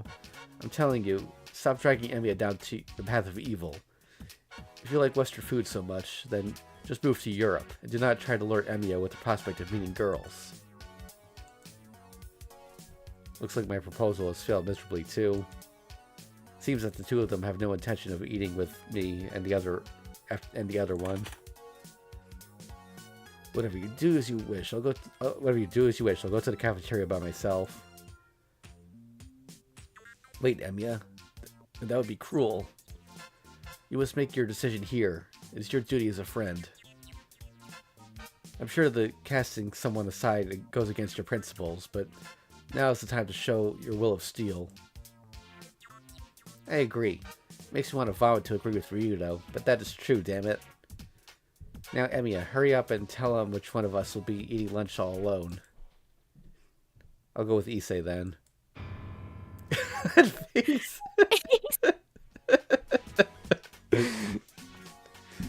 Why? It's the Shinto pasta shop. And the party with the girls. It's 3 hours with girls that are hot, even in my opinion. It's obviously the better deal. But I really don't get you, Emiya. I am interested in the pasta shop, even though parties aren't my thing. I'm not opposed to that either, but the main problem is point toward the schedule. That's right, 5th period is Fujine's class. Indeed, it's a bit of a disappointment, but it's a very student-like reason. I wouldn't want you to be any other way, Emiya. Katsu. And so you should reconsider too, Shinji. Let's all eat together in the council room. If you don't like the cafeteria food, I'll share my lunch. I doubt that will be necessary. Oh. Wait, having blurted out that much, I highly doubt he'll be staying at school for lunch. Isn't that right, Mato? That's right, Ryudo. I wouldn't go to the council room even if you begged me. Fine, you guys enjoy your simple plebeian lunch then, but make no mistake. I'll show you when who the final and real victor is. Shinji half laughs, half cries, and goes away. Damn, I really don't get it, but maybe there was something wrong with what I just said. Hey, Issei, was that my fault? I'd say so.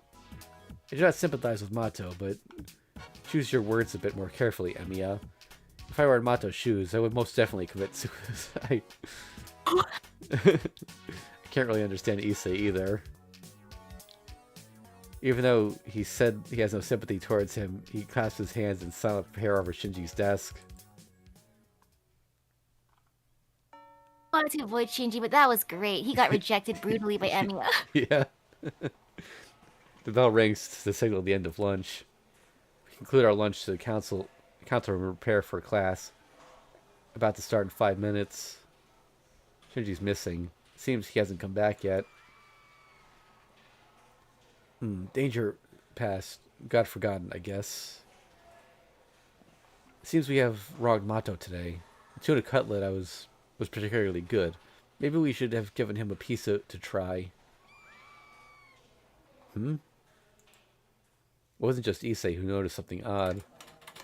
Everyone in the class is looking out into the hallway to see what's going on. Oh, hold on a second, a comment here. Hello there, SS Bilingual. Just watching your Tsukihime playthrough. Oh, yeah, thanks for watching. Yeah, I'm glad you like it. Okay. A crowd resembling a circus is approaching. The troop traveling down the hallway appears to include Shinji and many of his first-year female admirers. They all have their lunchboxes and are feeding Shinji. What? Issei stands speechless. Shinji stops to boast. My, isn't that a lovely duo of men who eat their lunch in the company of each other? How could it have been? I do wonder if today's lunch was just as pitiful. There weren't any cheering girls, were there? Yeah. Yeah, Shinji-sama, you're the best. No such thing, eh? Issei starts to shake. Shinji's mood is already maxed.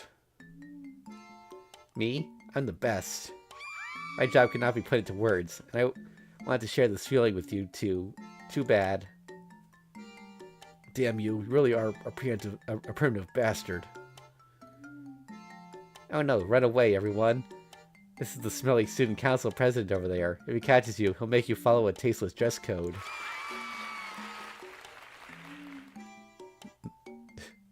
Wow. The whole Shinji circus troupe runs away merrily down the hallway. I'm fairly certain they rehearsed all this beforehand. I shall not allow escape, Mato. Emiya, tell Fujimura-sensei I went to deal with one of the 3 public enemies of Homurahara. With incredible speed, Issei follows after them. But even then, being an active member of the student council, he does not run. His walking has already surpassed running. Sure, it's a draw. The bell announces the start of 5th period. 4 months before graduation. Ryudo Issei, for the first time in his life, has missed a class. Alright, we saw that one already, so I guess we'll skip tonight.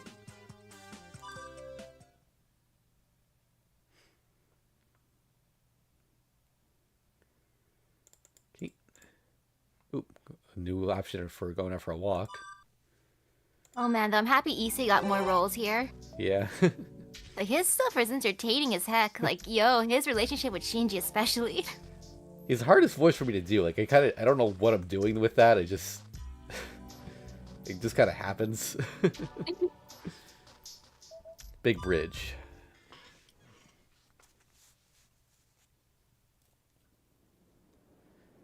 Crossing the bridge, I head over to Shinto. There's nobody on the pedestrian walkway at this hour. Tonight, with no cars on the roadway, the sounds of the breeze come from the sea echoes around me. This is becoming more and more like a rehash of what happened 6 months ago. Back then, too, I went with Saber and Tosaka to Shinto, didn't I? Not a single word exchanged between us, anxious as at being led to some unknown place, but at the same time welcoming the new adventure. How do I feel now? Everyone knows there's something strange going on. What's weird is that not knowing what's right or wrong. You saw that red flash just now, right? Yeah, in the distance. Yeah. This game's been doing that a lot, like just really subtle things in the background. I have settled into the reopened Holy Grail War. Well, I don't mind not having random people trying to pick a fight for no reason. There's no reason to fight. Therefore, there's no risk of dying. Mutual hatred and spite that causes ruin. However... Okay, I guess we know what that flash was. Gee. An instant. I probably could not comprehend what happened until the very end. But I collapsed on the railing. Streams of blood and life force are gushing out of me. Nothing can save me now. This is a lethal wound, almost the same as instant death. Unconsciously, my dying eyes grab onto the image. No reason to fight, no fear of death, eh? His eyes scorn me for this foolishness. Son of a... Wait. Saying nothing, he knocked the fatal arrow. Unable to dodge or block, instant death already assured. The second arrow cut... Archer?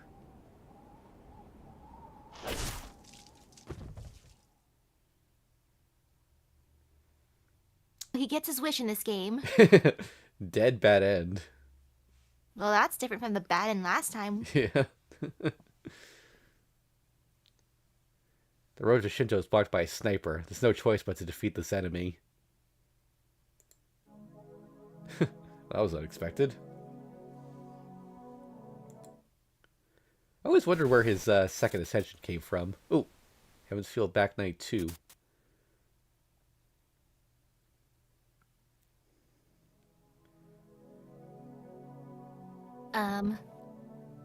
I believe these are Bizet scenes, so... My awakenings always begin with anguish. I fall from a sunless abyss to a sunlit ground. I go from darkness to light, and it isn't much different than being born through a birth canal. Spark of life somehow ignites my dying body, rekindling consciousness in this world once again.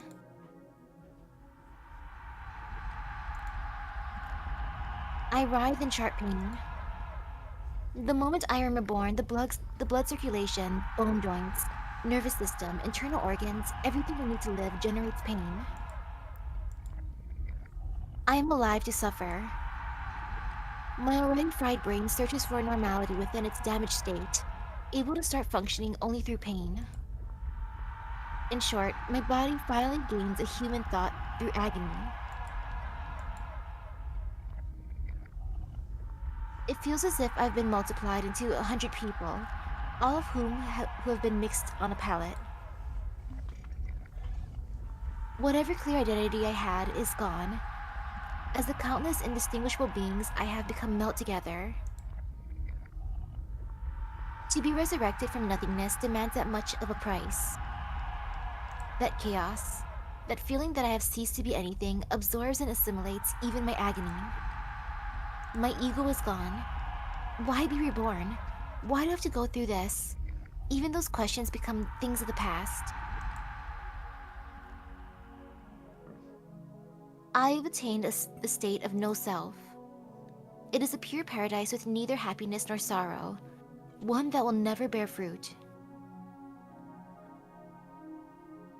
But just one thing alone is painful. Tears come down my cheeks. In the depths of this perfected land, why am I still connected to something so beautiful?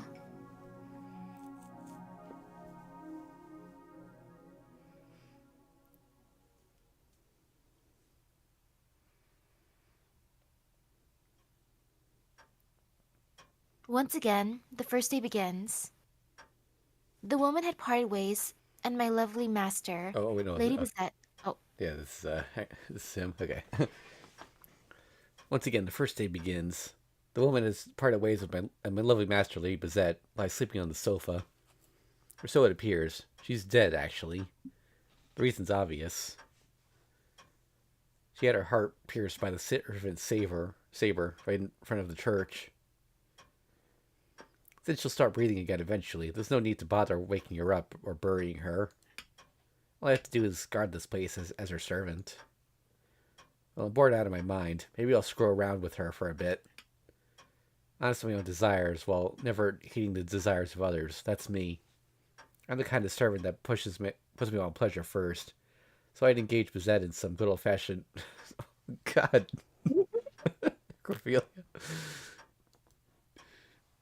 The usual me would start eating her midway through the deed without thinking. And the room would be a mess before I realized it. Of course, I'd only do that if she wasn't my master.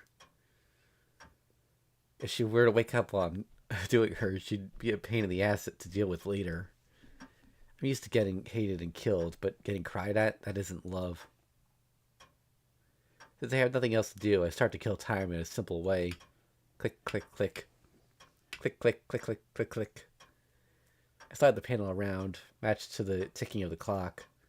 Speeding up the tempo, I became seriously focused on the game.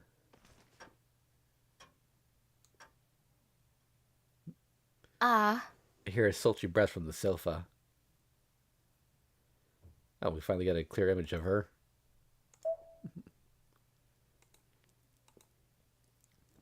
Lightly shaking her head, Bizette glares at me as if I were her enemy. Yo, wide awake, eh, master? I hope you're not about to tell me about your memory's fuzzy again. My memory is clear. I know that you are my servant, that I am using this mansion as a safe house, as well as that I am a master. I also remember my memory being uncertain when I awoke here previously. Glad to see you're quick on the uptake. Well then, come on, let's go out and join the Holy Grail War already. Wait, my memory before coming to this mansion is vague, but I do remember completely what happened afterwards. This includes being defeated and killed by other masters. Well, you can't even remember what really matters, but you still end up remembering the useless stuff. So who cares? You're alive right now. Just leave it at that. Don't worry about the details. I cannot. Do you really think I can just put up with this absurdity? Answer me, servant. We were defeated. Why are we still alive? Why? Because we came back to life. Okay, to be precise, we just went back to the first night.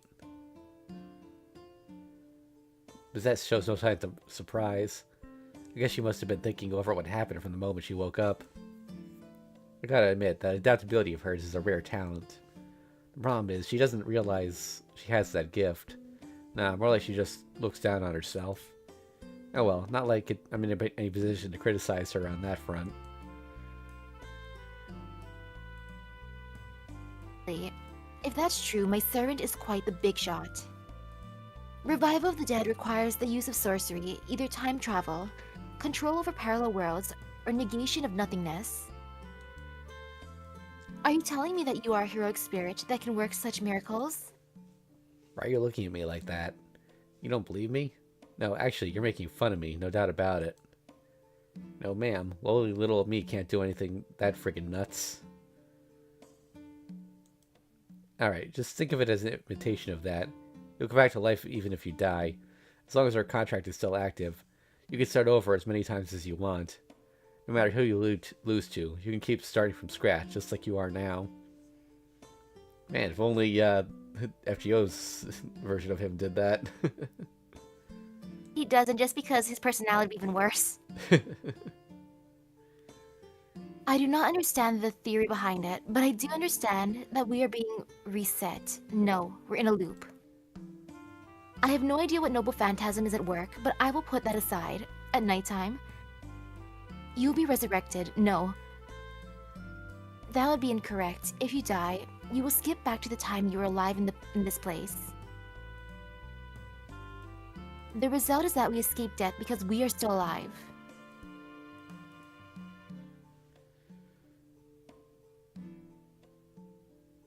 A type of noble phantasm that interferes with or alters destiny? Yes, that would be an appropriate power for a heroic spirit.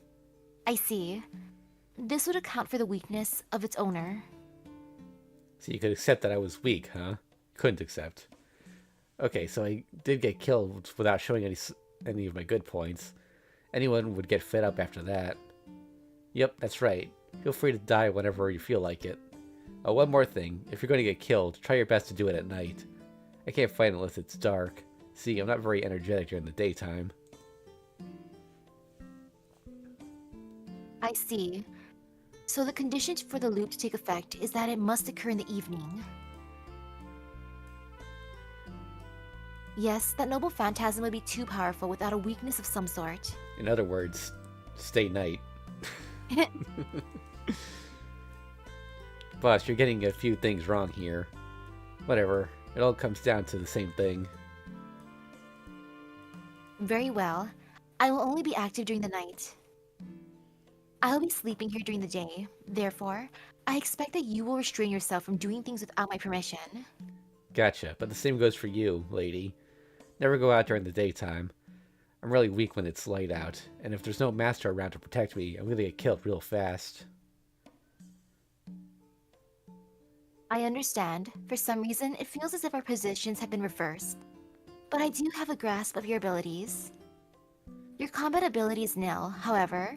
Your special abilities are unique. I will do the fighting. You, on the other hand, can use that special noble phantasm as support. I appreciate the offer, but aren't you taking things a little too far, Master? I mean, I can fight a little. I'll say flat out that I can't be the servant, but I really feel like I could at least buy some time. Buy some time with what you showed me in the last fight. I do not expect you to be of any use in battle. You just need to stay around. Oh, hey, I'm fine with taking it easy, but you're never going to win that way. I really don't think you're going to be able to separate a master from a servant again and again. When it comes down to it, fighting in the Holy Grail War means beating a servant. Without taking down a servant, you're not going to be able to kill its master. Except there's no way a human being is going to be able to match up to a servant. That's why I'm saying I'll help her out, even though I really don't want to bother. But There is no need to separate them. I will defeat the servant. Bizette declares this with an unshakable confidence. Now that's a surprise. Here I thought I was immune to these things, but that one just sent a chill down my spine. I have a more pressing question. You said that we would be revived as long as we were killed during the evening. Is there some kind of sort of cost to this? For example, losing my magic circuits? Or is there a time limit to the number of times you may use your noble phantasm? Huh? Nah, there's no cost. You don't have to give up a dime. My element is emptiness. As long as there's nothingness, we'll keep coming back to life. Just relax and keep going until you're satisfied. Understood. So I will not lose as long as my pact with you is in effect.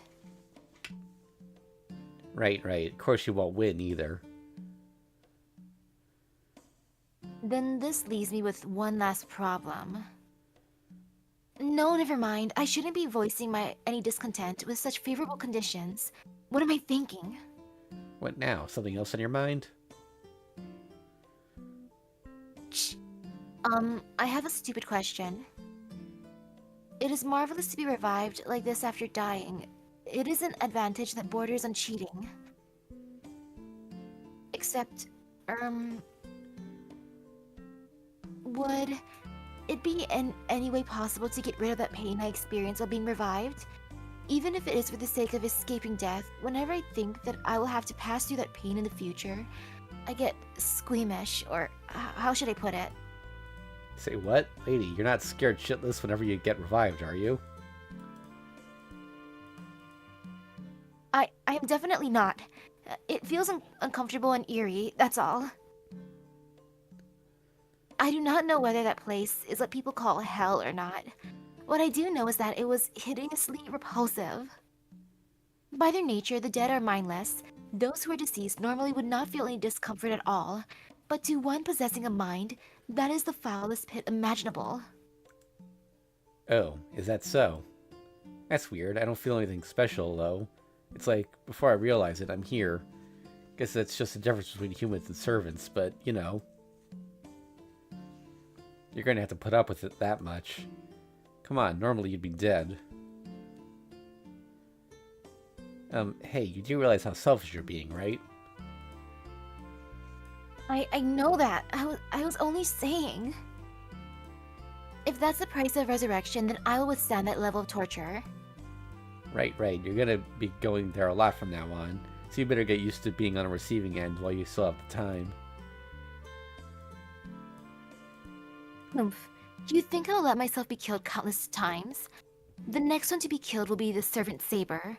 I will definitely strike her through the chest, just like she did to me. That's my master. Okay, so let's continue the good fight until you're still ablaze in enthusiasm. While you're still ablaze. I stopped talking and aimed for the door. Honestly, I don't give a shit about the Holy Grail War, but I'm also a sore loser. I want to fight and kill my enemies now, right now. I'll kill those bastards that hurt me. I'll kill those bastards that didn't do anything to stop them. I'll kill everything. I'll murder every single living human I see. If I don't, I'm not going to be able to keep my insanity. If I don't, I won't be able to keep myself from going sane.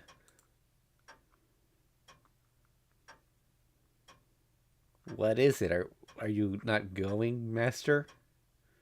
I swallowed down my heart as it threatens to escape my chest, and I turned back towards Bizette. Maybe my thirst for blood just now reminded her of something. Bizette is looking at me the same way as she accused me of killing the people in that bloody house.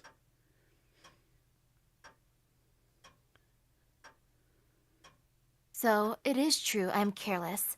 How could I forget to ask the most important question? Don't even have to bother wondering why. You forgot because you didn't want to remember. Answer me. Just what servant are you? A question filled with hostility. To finally answer, I finally answered, grinning like a little girl waiting for her sweetheart. I am Avenger, the servant of vengeance. A class that shouldn't exist, its name proclaimed with hatred and joy. That would have been a pretty big reveal if we didn't have FGO spoiling it. Yep. She's attacking an extremely fast combination. Alright, straight. They actually made me feel sorry for the enemy. Mercilessly crushes a monster's skull. Hard to believe it came from a human being. Probably out of revenge for having had 10 of their pals killed already. More prey comes leaping at her. The moment right after she punches with her right fist, Curve's claws take the opportunity to strike her seemingly immovable position. I think this is just third-person narration now, if you want to take over. See her fight Kuzuki. Wait, what was that? I want to see them fight. I want to see her fight Kuzuki now. If they both fight with her fists. That sounds fun. She dodges just by lightly turning her head, while simultaneously driving her right leg into the monster's head, sharp and heavy. The head is blown off like a ripe tomato. Not even bothering to visually confirm that, Bizette turns around to face the newcomers arriving from behind, once again intercepting them with lethal timing.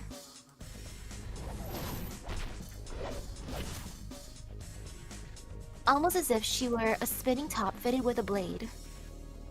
Responding in every direction, clearing the attackers away, a deadly dance that shows no mercy for its target. Well, damn, I'm not needed at all. Okay, I was doing pretty well on my own, even while watching her in the fascination. But while I was slicing up one of these guys, Bizette pulverized her round 3. I mean, literally pulverized, with those skinny legs and her fists. She totally scattering flesh and cutting through bone. Seriously, I'm impressed. To think that a human hand-to-hand combat would improve this much.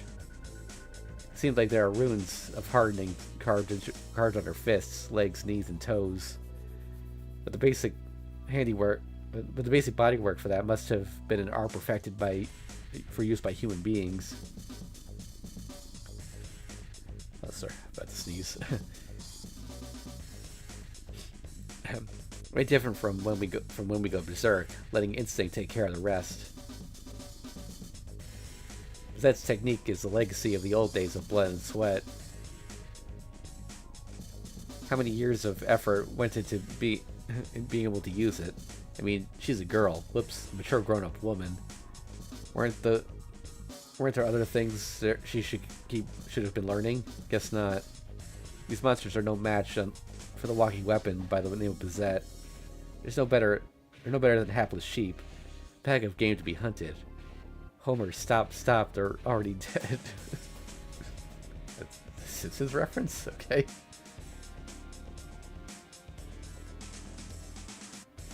But, by the way, what the heck's a Homer?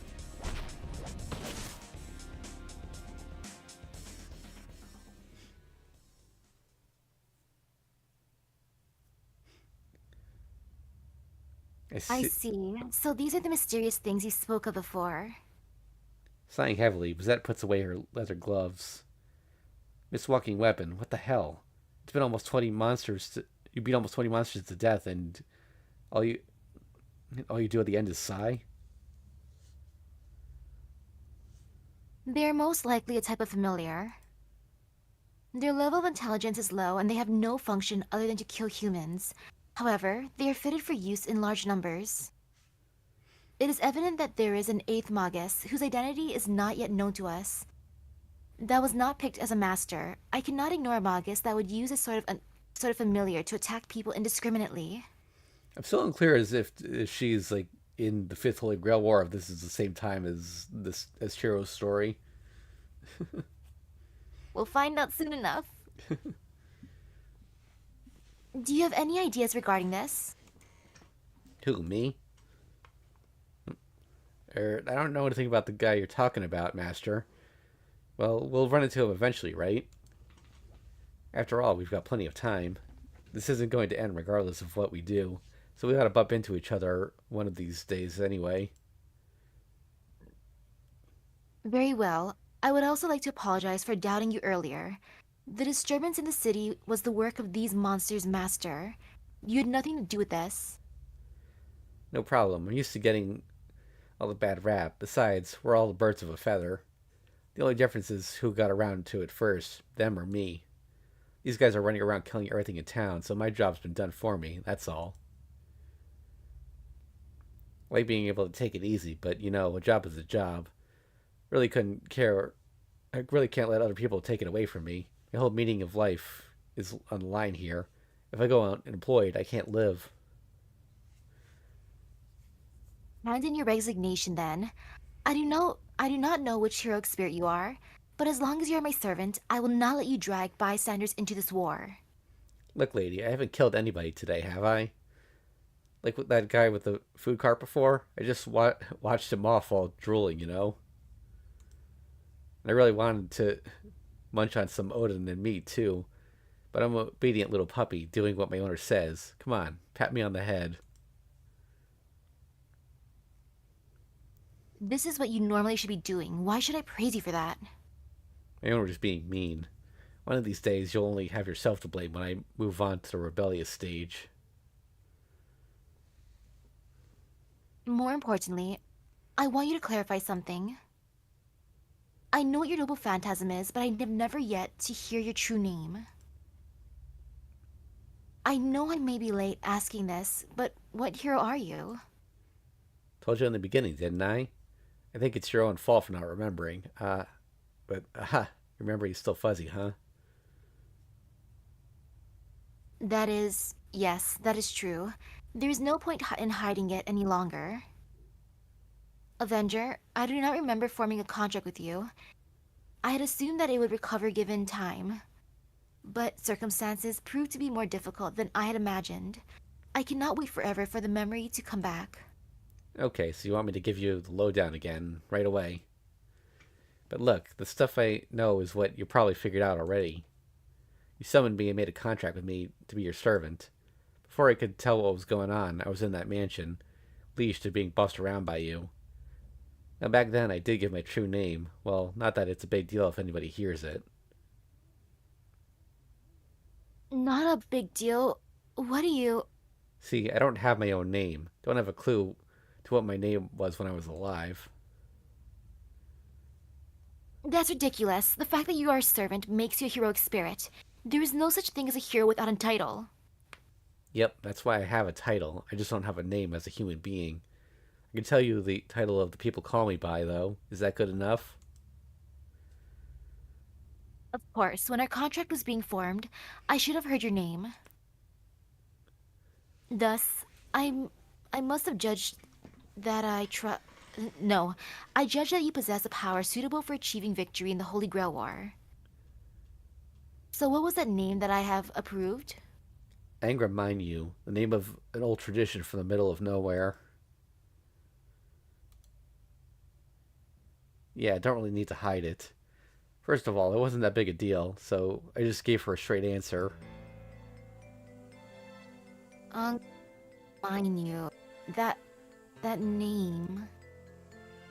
Isn't the name of a hero, or isn't fit to be a hero. It isn't the name you'd give a person to begin with. Yeah, your face is just telling me all of the above. I understand how my dear master feels. It's not as if I live up to my namesake. I'll remind you, the name of the most powerful demon in ancient Persia. The greatest nemesis in Zoroastrianism, erasing all evil. They kept fighting for 9,000 years against the god of light, guardian of the good of humanity. The god of evil, you could say. The bad part is the friggin' a huge scale. Overseeing half the entire world? Give me a break. This name is a bother. Honestly, something of a smaller genre, say the god of desks or pots, would have been much better fit. The tale of Zoroastrianism revolves around the discord caused by the two gods of good and evil. It's the first religion to introduce the duality of angels and demons. Of course, I've never seen an angel in my life, and I'm not exactly acquainted with any demons.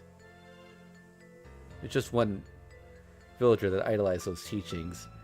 Apparently, just one good deed is enough for me to get treated as a hero and elevated to heroic spirit status after death. Don't get the wrong idea, it's not like I'm the real god himself. My element probably just happens to be close enough to warrant getting the name as a pseudonym, that's all. My stats are low for a heroic spirit, and as you already know, I'm a useless third-rate loser. I'm well aware of that. I'm beyond needing you to justify it at this stage. That stings, Master. But Angra Mainyu, no, the servant I summoned should have... Had more of an enduring name. Hope we get to see the full image of that CG just now. That looked nice. Bizette Fraga McRemitz wondered to herself. Endearing, huh? What was the... Well, what? Was there some other spirit you wanted to summon? Had a strong, handsome, heroic spirit in mind? Not a bozo like me, eh? No, not really. She adds quietly. Yeah, you're being really obvious. Had some other guy in your mind. Okay, so I already knew that, but who would have thought you'd be so picky about your servants, too? Alright, so our relationship was just a compromise. I was being relatively serious about it, too. Oh well, I'm over it. That's an interesting expression you got there. So, even you can make that kind of face. Well, it's sort of a disappointment, but it's just like I thought. So what kind of guy is your type? Well, why are you bringing this up? We're not talking about my taste in men. I was only thinking about the difference between you and another heroic spirit. Now look, that's the same thing as talking about men. Most important thing when looking for a familiar is the user's personal taste. So normally a female master would summon a hot stud, right? What, you wanted to summon a woman? Well, that's deep stuff. Never would have guessed that manly suit was for business and pleasure.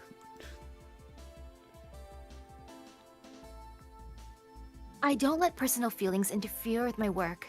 I made it my contract with you because it was the correct course of action. Feelings towards the other sex are irrelevant to that. However, I do admit that I said something misleading. Yes, I did have feelings of attachment to a particular heroic spirit. Yep, keep going. If you're going to admit that much, just spill it all out. You got nothing to lose, so let's lay it all out in the open, shall we? So, Master, which heroic spirit you going to summon? Going to summon is not the right phrase. I had no guarantee that I would be able to summon him, and a part of me did not believe he had really existed. She starts trailing off. Must be going over some old memories. The emotional state of the woman standing in front of me is regressing fast, like she's berating herself. Now I get it. You can't summon a hero you don't believe in, but you wanted to meet the guy, huh? Perhaps. It is embarrassing, but I am not sure myself. When I was a child, I had not been interested in anything. I could not understand what others considered fun. Often, this put my parents at a loss as to what to do with me. Then my father told me, "You go through each day as if it was work." He always apologized to me with sad eyes. The ones who suffered had only been my parents, probably. Unable to sense the guilt my father held, I wasted my youth as tediously as ever. The majority of my childhood memories are of plain days like that. But there was one thing that enthralled me. I still don't know why it alone was special. In the study, I discovered a book that could be found anywhere in the country. Reading those old legends always made me sad. Old legends, huh? So that's it. Someone she didn't believe in, but still wanted to meet. One of the many phantasms that young children dream of and forget in maturity. Tossed away in great number, huh? Yes. It was only when I was in this fairy tale that I could become like the other children my age. It was a tale of a hero, one that was vivid even to a child. But the story had an ugly ending. It wasn't a tale that should be celebrated. Yes, they all said it was a story of bravery, but I always saw it as something else. Back then, I thought to myself that I wanted to save him. I wondered if it really was okay to wish to save him, even though I couldn't do anything. To be fair, the desire to save someone exists in all human beings. That much I can admit. Heck, I can even feel it myself. Now, the definition of saving is going to be different from person to person, but as long as that desire is just a wish, it's not something that others can condemn. The problem here, though, should it be okay to wish to save him? Is that the little girl... Wait, what? Is that the little girl didn't understand something that obvious? There's Bizette, who turned something that anybody can do into a wish. Then there's a mythical hero, the only one the little girl looked up to. Ha! I take back the "I'm over it." Bastard, next time I meet you, you're dead meat. You're not selfish enough. That's your wish? That's a pretty cheap thing to use the Holy Grail on.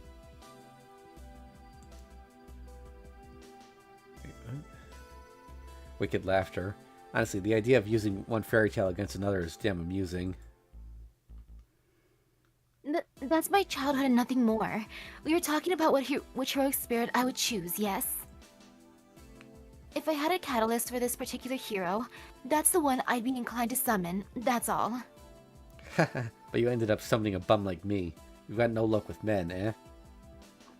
Cackling again. Seriously, she's definitely looks like she hasn't gotten any luck with men.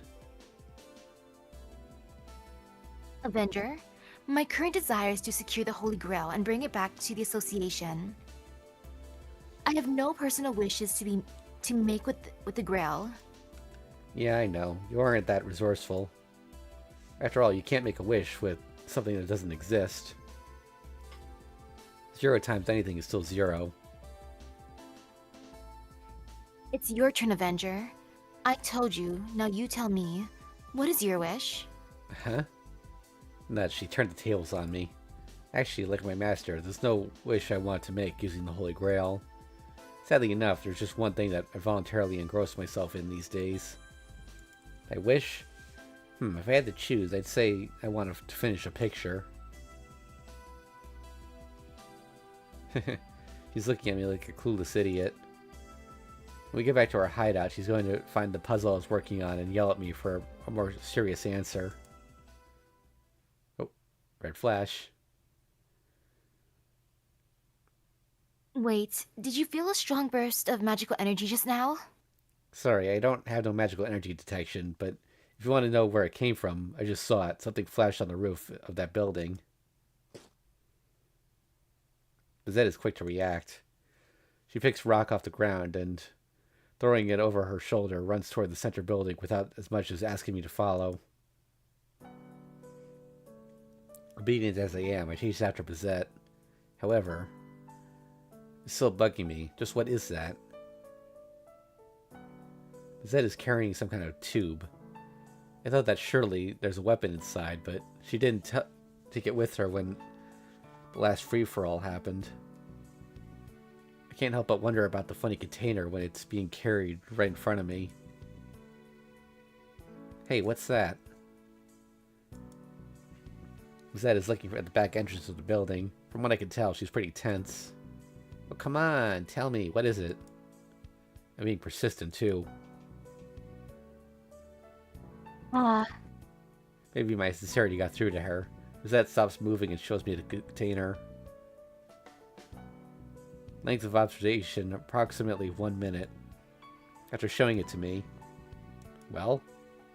Oh, no. Okay. Well? Yeah, I get it. There's a T set inside, I bet. Whoops. Pissed her off. Wrinkles forming on her forehead. She reluctantly takes the lid off. Several balls plop out. Size-wise, they're about the same as track and field shots.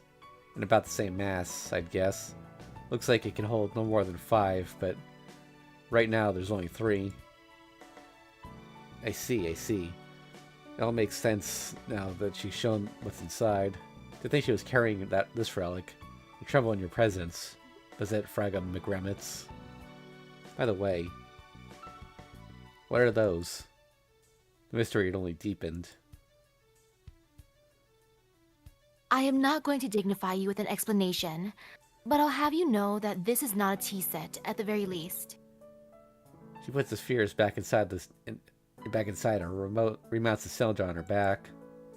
So she won't explain her trump card to someone she can't trust, I see. Moving on. You sure are a strong one. Got enough muscle in those shoulders to support that chest of yours? There's somebody not using them at all. They're freaking huge, you know? I tell her the objective truth as she observes with my keen eyes. That stops it in her tracks, turning around slowly like a rusted doll. How charming. Your wittiness is occasionally accurate and daring enough to make me want to murder you. Now this is more like it. This is how a master and servant should be. The anger she's radiating could end up with me dead if she figures I'll revive anyway.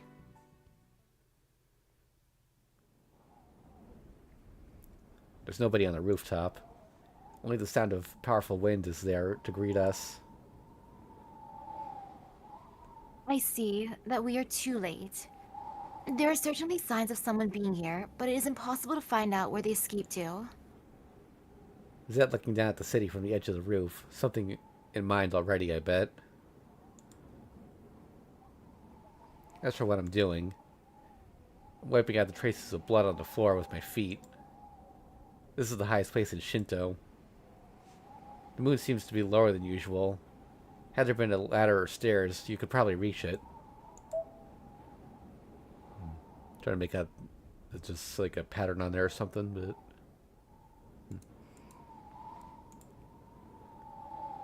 even though most of the humans are gone, the city lights are still on. I gaze at the life below, covered in dazzling prosperity. Not that I'm bored. It'd be no good to let myself be particularly impressed by anything, but for now, there's nothing wrong with this scenery. Avenger.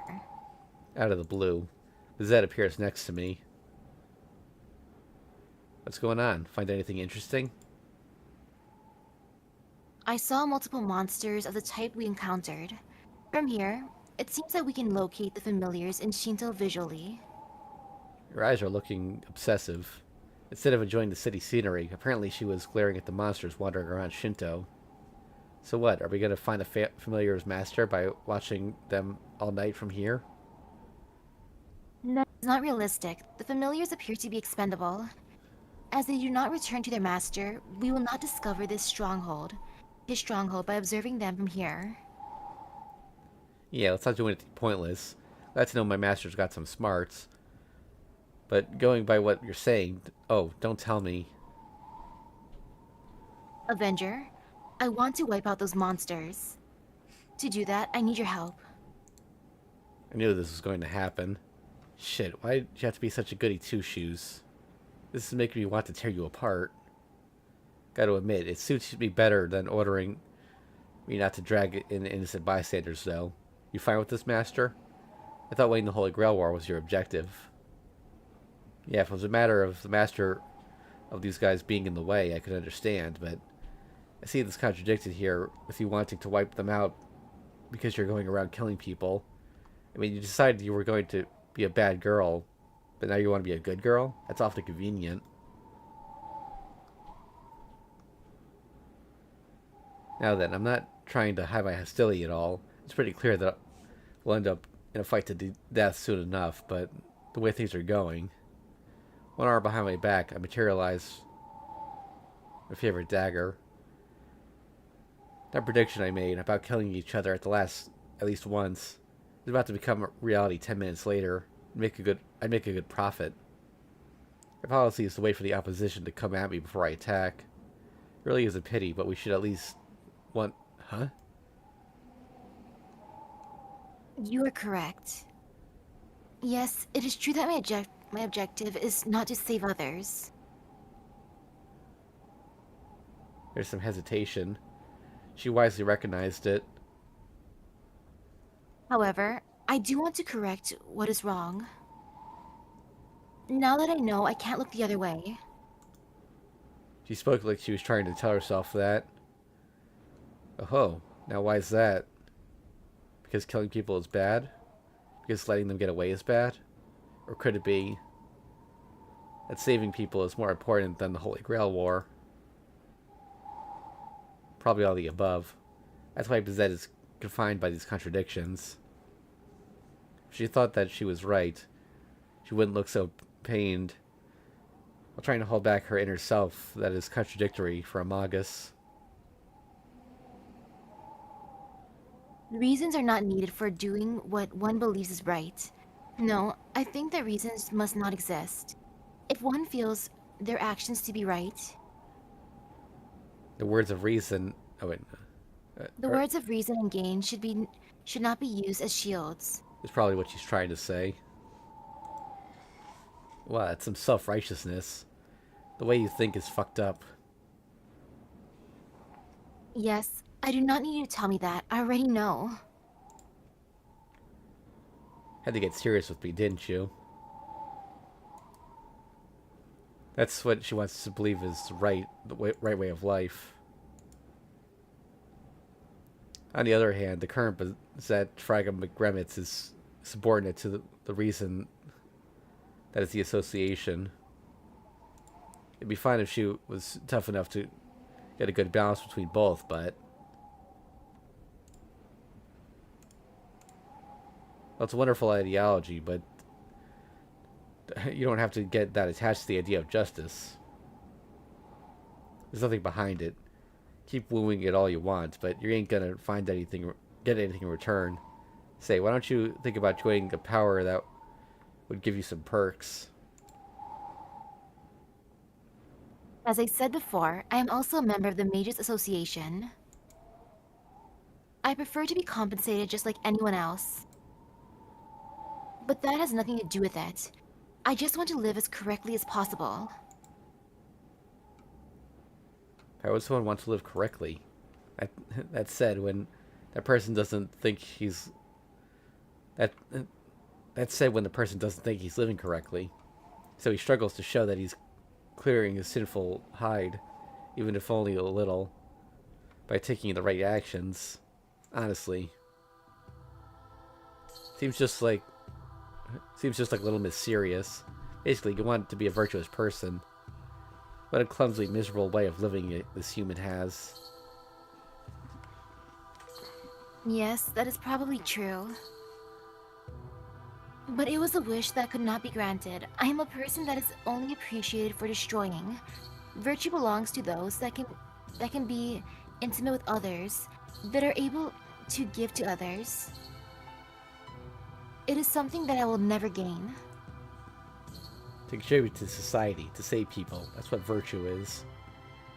All she can do is destroy. A person that is unable to fix cannot truly gain trust, is what her eyes tell me. I think you're way off base, lady. No, I cannot throw away my belongings to save the destitute, nor can I make a new organization. In the end, I am but a single cog, unable to ever get away from being an insignificant individual. A person like me should not be able to earn any great virtue. Oh, please. I got seriously angry there. Not good. I'm actually getting into a serious conversation. That alone is totally wrong. You can't buy virtue with cash. Virtue is the stuff of the soul. That's not something you can earn. You develop it inside yourself, suffering all along the way.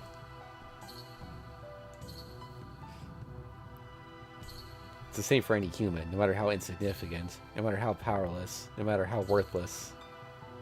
It's a function everyone has at birth, a radiance refined by the will to move forward. There's no line drawn between good and evil. It's only those that aim for their peak as living beings that the door to enlightenment opens for. Do you mean that virtue, one's value, is not dependent on the evaluation of others? Huh? Nah, if you're talking about value, all that matters is how other people see you. That's why we have virtue. That's why we try to improve ourselves. Parameters that are there to hook you up with somebody that'll buy you more than you're worth. Improvement of inner space is linked to the improvement of external space. The more vain and lonely someone is, the more they cling to being a good person and feel ashamed about how pathetic that makes them. I'm so selfish for trying to be good just so people won't hate me, they think. However... What's wrong with that? It's okay to be proud of the desire to be accepted by others. Somebody who feels like that can definitely accept some of the other person who feels the same way. If that policy of yours is all for your own sake in the end, then there's nothing wrong about it. That's where the good part of love, enjoying life with others, lies. I think that might have been his line. Oh. Granted, she hasn't gotten to that point yet, and I doubt she'll even realize it before she dies. Anyway, this woman's clumsy, but she's resourceful. So by some accident, she wound up like this, seemingly able to accomplish anything. Bold yet pessimistic. Self-reform that keeps putting you on detours, knowing that you're wrong, scheming that it isn't a big deal. You struggle desperately towards the brighter path. So that's the kind of human I offered a hand to. I had not expected such a remarkable viewpoint from you. Can I interpret this as meaning you have no complaints about my strategy from now on? Yeah, nothing wrong with being a hero of justice, I guess. Seems like it'd feel good and all. Not so bad to be saving people from dying horribly every once in a while. Just hearing hero of justice makes me want to vomit, but that's the best word for it. I did not expect that. I had a feeling that you would despise the word justice more than anything else. Hate it, but I like where it's going. Huh? First off, it doesn't change what I do. We wander around the city at night, kill other masters, and kill those monsters. Only the priorities are now even. It's still right within my range. There's still plenty of life in Fuyuki. Until my master gets full, the cup isn't going to run dry. Never attaining victory, the two of us, who know no death, will overcome only defeat. Right. Let's keep on doing this until you're satisfied, master. It's part of the learning experience. Enjoy it until you get bored of it. Alone, I count the ravaging winds. From this tower, the closest to the heavens, the lights of the city look like fakes. The Holy Grail War will keep me on going. Murder's my only amusement. Murders, my only amusement, will keep on going. Tomorrow we'll probably be defeated and revived yet again. Until the time comes. Until Bazette decides to change her plan. We'll stick with her for the time being. This place is far and deep. Is a far and deep hollow sky. Anything gained at all is going to be an illusion in the end.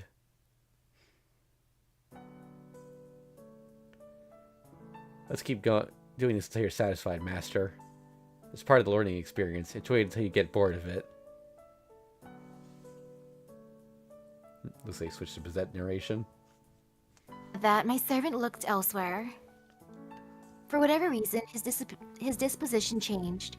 He ceased talking and is now quietly gazing at the nighttime scenery. Servant Avenger. Though it is not among the 7 classes, they say exceptions sometimes occur in the Holy Grail War. Avenger must be one of those. The notion of a heroic spirit means vengeance is a contradiction in itself, but the title of Angramanyu is an even bigger mystery. It is common among heroes to be recorded in history by the titles they gained later, and not by the names they were born with. I don't think I ever saw the Avenger card before FGO.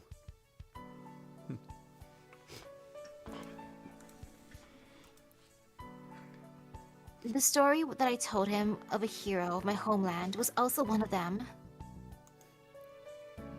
But the tone of the name Angramanyu is just too ominous.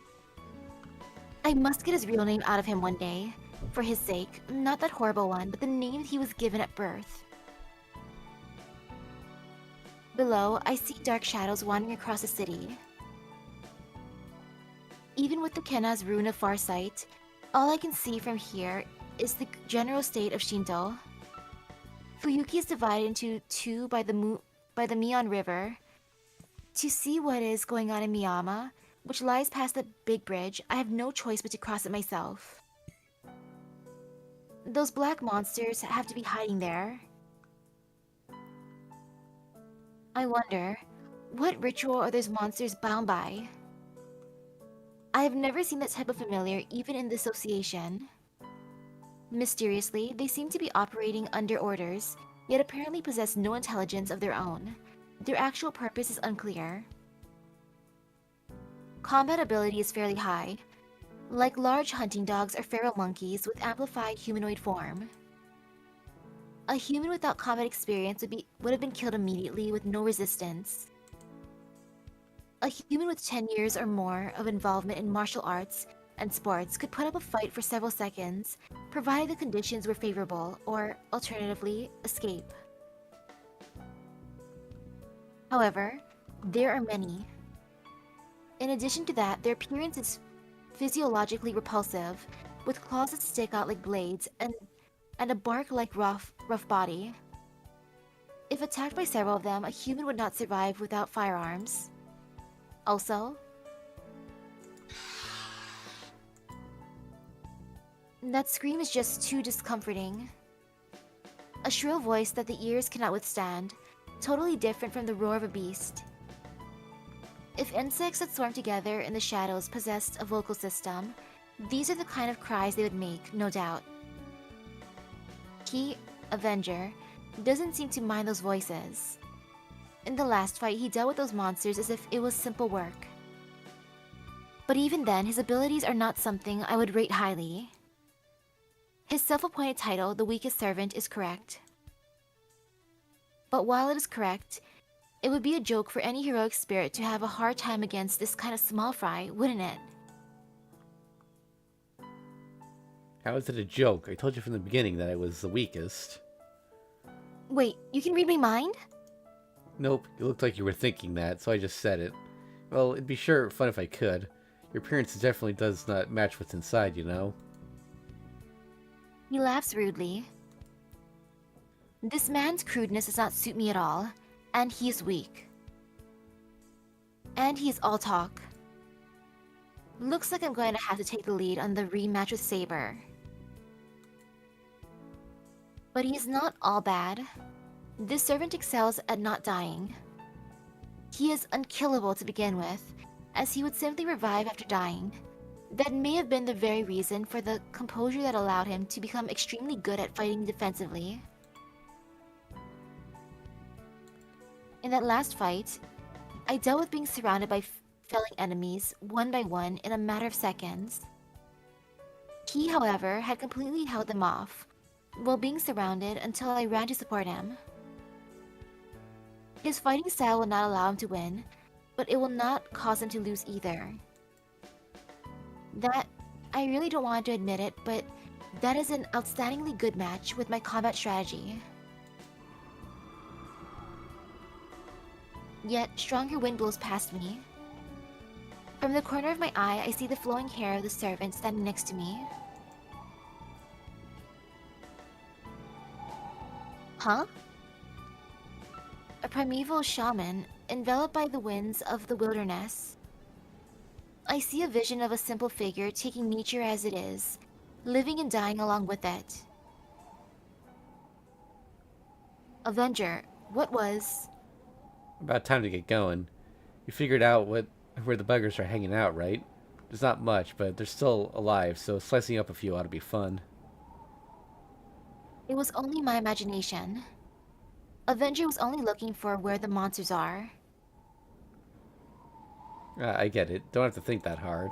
You're pretty bad yourself, Master. In the end, aren't you telling me to kill any enemy that I get my eyes on?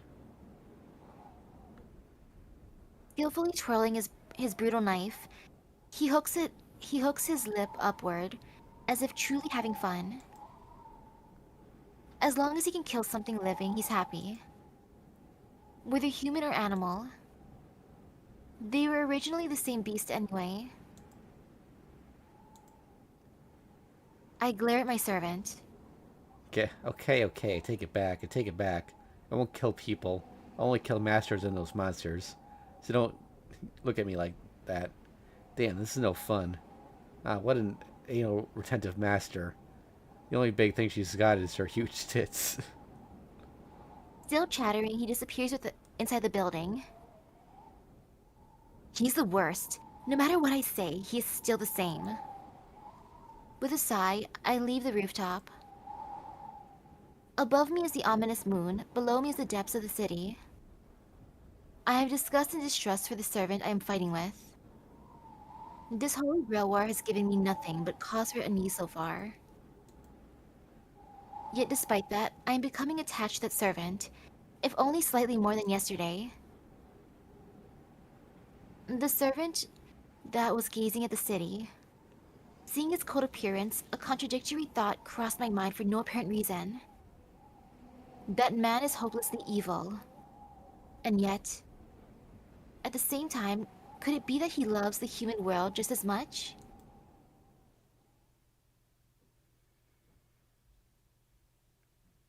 Ooh, they are entering their enemies to lovers arc. Alright. Ooh. Well, Ilya's here, or we could... Yeah. I kind of want to talk to Ilya. Oh, Alright, if you want to do the ghost house, we can do that then.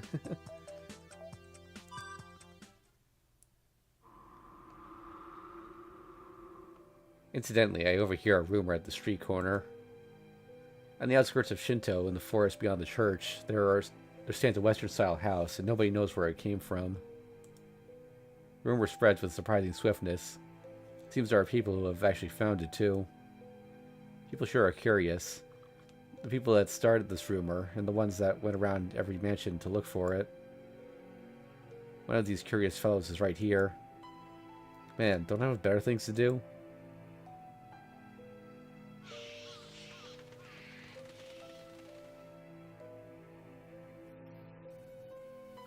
Huh, okay. Perhaps I was wrong about the. So I guess that's not actually staying at the house that the first H scene happened at. But she did stay there at one point because that's what Rin said. But that's not the one she's currently at in this story. Well, that didn't take long. The rumored haunted house was quite easy to find. By the way, I never did get to hear what's so haunted about it. I have no business being in a place like this. There's probably nothing inside, and it'd be trespassing to begin with. Should we go in? Yes, of course. Guess I should go. Well, I did go out of my way to find it. Stop. There's nothing there. Don't do anything pointless. Don't look at anything unnecessary. No, this is wrong. Close, but if you keep looking at a slightly different place. Looks like it's totally abandoned anyway. I don't think I'd get much trouble just for looking inside. I open the unlocked front door. Walk down the hall, unused for many years. I go up the long staircase. I'm an idiot. No matter what I told myself, I just couldn't stifle my curiosity. And now, here I am.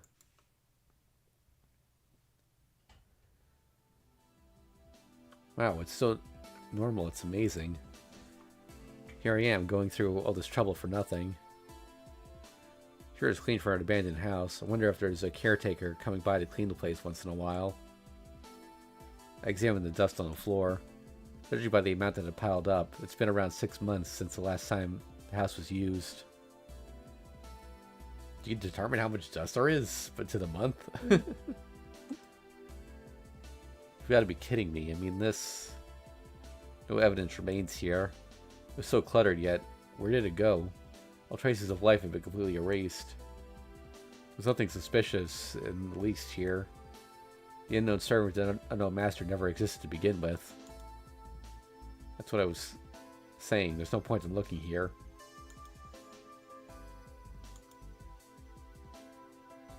I feel dizzy.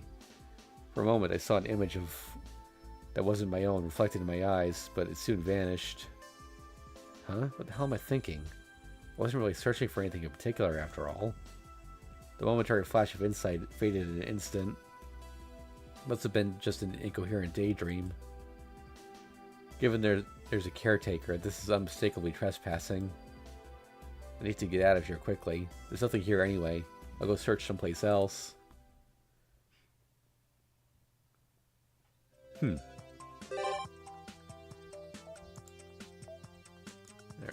kind of want to go to the temple. Oh.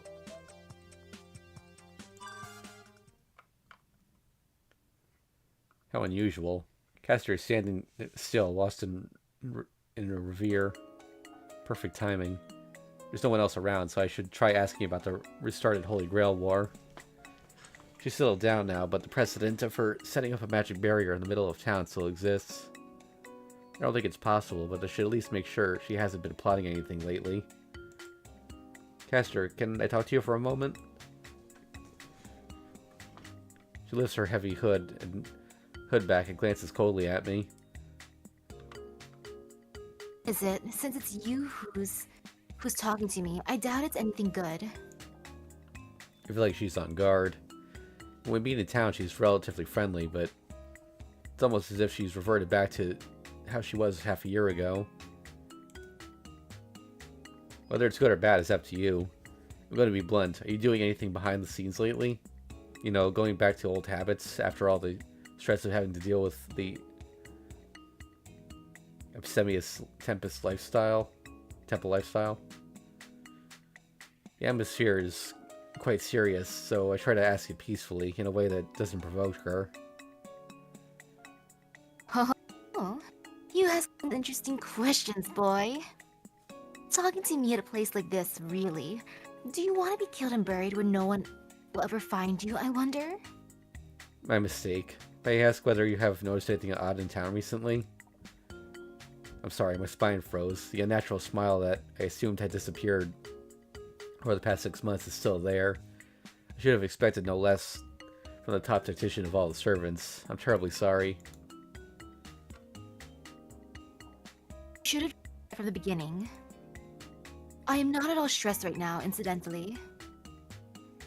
That statement is like a drunkard declaring his sobriety. Is Ryudo Temple really okay, I wonder? You see, well, occasional exercise is good for you, you know? Marathons, going up and down the temple stairs, training in the Einsborn Forest. I'm pretty sure there's one or two spots in the forest that Castor could use as training grounds. A berserker's probably liable to come and help as a hypothetical enemy. Thank you for your consideration, but I have no need to go into the forest. I can do some light exercise here too. The one running around would probably be you, not me though. Irk. This is bad. It seems Castor and I just don't get along. At this rate, it may become a repeat of the events half a year ago, so I have to make this quick. Let's talk about stress relief again some other time. So about the town. I haven't seen anything. I know there is something odd about the town, but the purpose of or origin behind it is unknown to me. Either way, it doesn't interest me.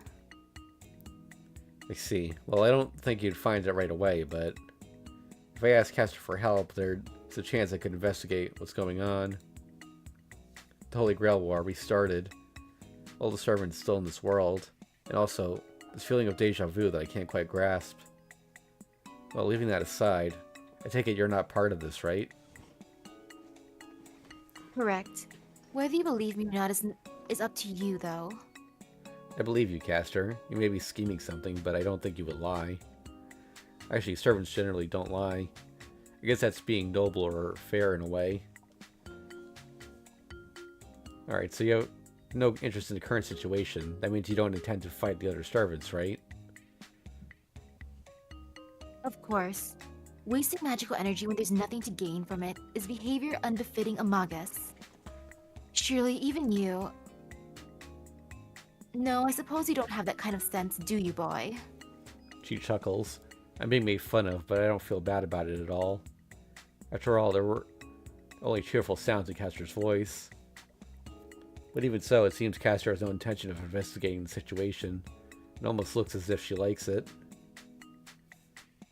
Alright, I get it. So this means you're not going to do anything, right? Yes, sorry, boy. I won't intervene at all. If you want to search for the one who restarted the Holy Grail War, go look on your own. Well, that's how it'll be. Oh my, you sure took that well. I thought you would bow down and beg me to help. Even I won't ask for the impossible. Castor, you just don't feel like it, do you? If that's the case, I'll do it myself. And if I really can't, I'll be back, and we'll see who holds it out longer. Judging by how she resisted, all I'd have to do is beg her for help until she complies. Huh? Perhaps she just wasn't expecting it, or maybe she had been having fun planning on ways to turn me down. Castor has a disappointed look on her face.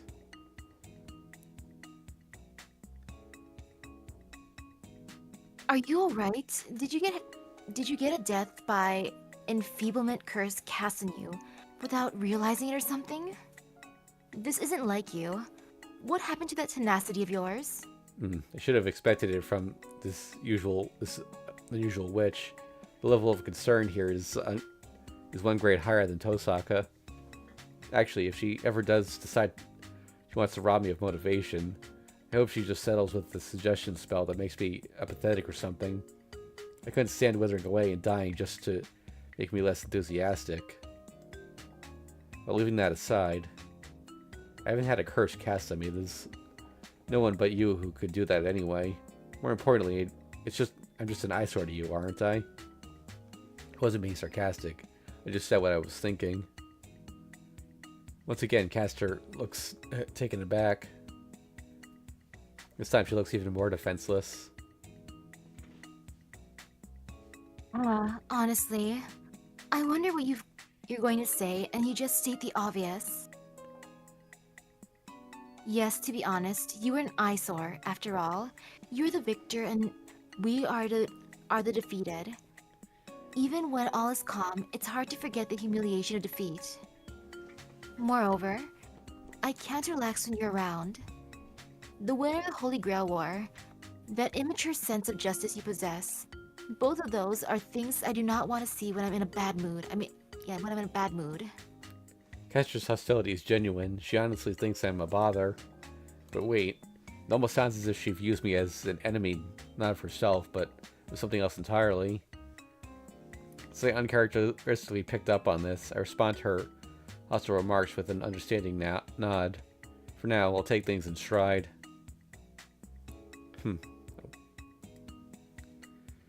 Take care, boy. Sometimes when I see you on your own, I think about crushing you once and for all. However, as long as Saber's around, it's impossible. Liar, you aren't the type to be lenient just because you're afraid of Saber taking revenge. The reason you won't act out is because there's something more important. That may be, for example, the tranquil life at Ryudo Temple. Say what you will. Just remember, if you become even a little less pure of a human being, that's when I will give you your just desserts without mercy. If you ever start hating yourself enough that you want to die, then give in to your greed and depravity. I'll do you a favor and kill you with enchantments. The witch grins. As I thought, when we're alone together, we're not compatible. Even though I'm not interested, I've already been given what sounded like a declaration of war. Maybe I should get going. Oh, could you tell me one more thing? The town right now. There's no damage being done to it, right? So is it possible for it to get worse? No, there's no change, and no, it won't get worse. I can guarantee it. That's right, this is all but a short dream. Nothing will happen, and it will all go back to normal. That's good then. Let's continue the investigation. Just knowing that Castor isn't doing anything and that she doesn't plan to get involved is good enough. Right then. I'll try to catch you in a better mood next time. Please do. I want to avoid having both Saber and Ryder as my enemies. Also, I have a piece of advice for you. Be a good boy and don't go near that church at night, okay? The opponent there is not something you can handle. She raises her hood back up and leaves. Could it be the reason that she was showing me her face with some kind of courtesy? So what I got out of that is we should go to the church at night. Yep. You got a preference though? Like, should we actually do it or? Let's do it. All right. Oh, with Saber. I'll go patrol with Saber. The situation around town isn't too urgent, but if I have nothing else to do, I should at least take a look around. Saber, do you have a minute? I'd like to go patrolling through town for a bit. Prepared. I'm ready to investigate or just wait for more development. The choice is yours, Shiro.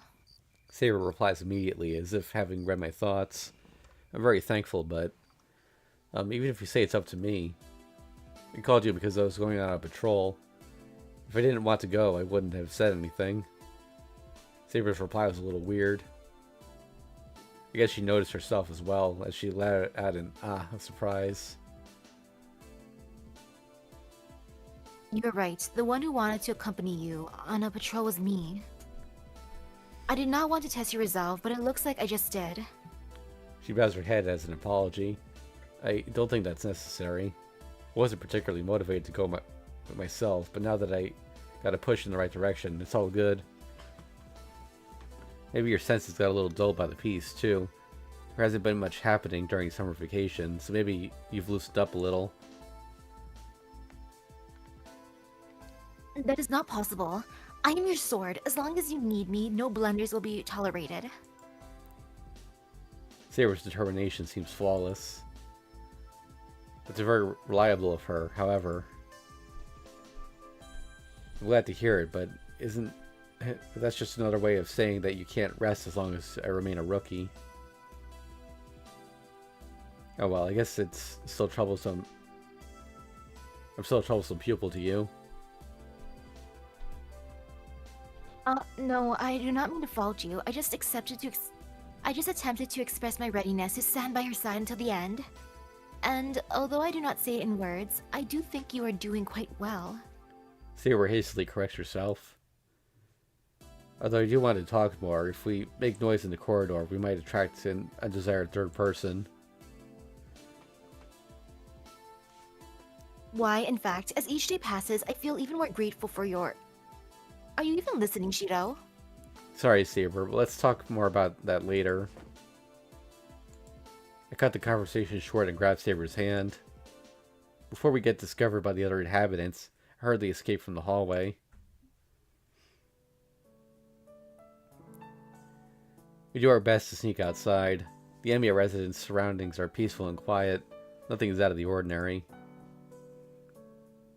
Well then, let's go have a quick look around. We don't know where the problem is, though. We don't even know if there's anything out of the ordinary in the first place. So today's patrol might end up being pointless. That said, time to hit the road. But before that, Saber? Yes? What is it, Shiro? Why is she so energetic and eager? Hey, I don't really know if you should wear armor around town. It's still before 10, and it'll be weird if we get seen by other people. Wouldn't it be fine just to armor yourself when we meet enemies? No. Since we do not know our enemies, we must make sure to concentrate on our defenses. Shiro, please worry about how you appear to other people when you have learned to defend yourself. Gah. Ugh. I've made her angry for the first time in a while. I can't really agree not to care about how we look, but when it comes to battle, her intuition is irrefutable. In other words, now that she's on high alert, this evening stroll will not end as simple as that. Okay, I'll leave it up to you, but the moment you see someone you know, make sure you disarm immediately. Yes, it will depend on the situation, but I shall try to comply.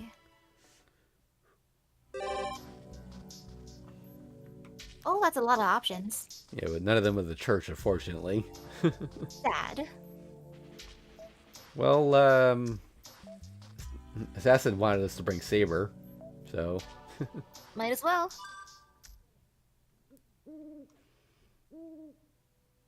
There are no signs of life at the temple gate. There aren't any noticeable changes here. This mountain is almost an hour away from town, and has already been wrapped in silence. I've been to Ryudo Temple with Saber before, but this is the first time we're visiting at this hour since the last Holy Grail War. I wonder... No way it would happen with just me alone, but with Saber around, I'm starting to zone out a little. This has to be the spot where the end of something is sleeping. Shiro? Sorry, I got lost in thought. Do you feel anything, Saber? I do not feel anything disquieting. Even if there were new Sorry. abnormalities to be found here, I find it hard to imagine Ryudo Temple being assaulted. This is Caster's territory, after all. The area's defenses against SI enemies are perfect. Even after the end of the Holy Grail War, she still remains cautious of the other servants. Oh, I think that was her line. Yeah, sometimes I do talk with her at the Ryudo Temple, but it feels like she's keeping her distance. According to Kuzuki-sensei, though, she just isn't used to dealing with the neighbors yet, so I should be a little more forgiving. Well, when you think of her backstage plotting, it is a little hard to suddenly start being friendly with each other. So anyway, Saber, what do you think about Caster? Do you think she's evolved this time? I do not intend to defend her, however.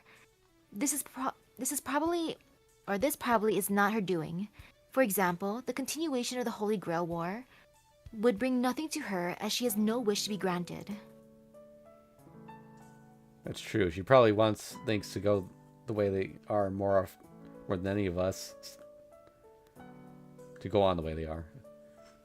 This is the piece that she had never been able to get. Well, putting that aside, You're saying her defenses are perfect. Are there any tricks up her sleeve other than assassin?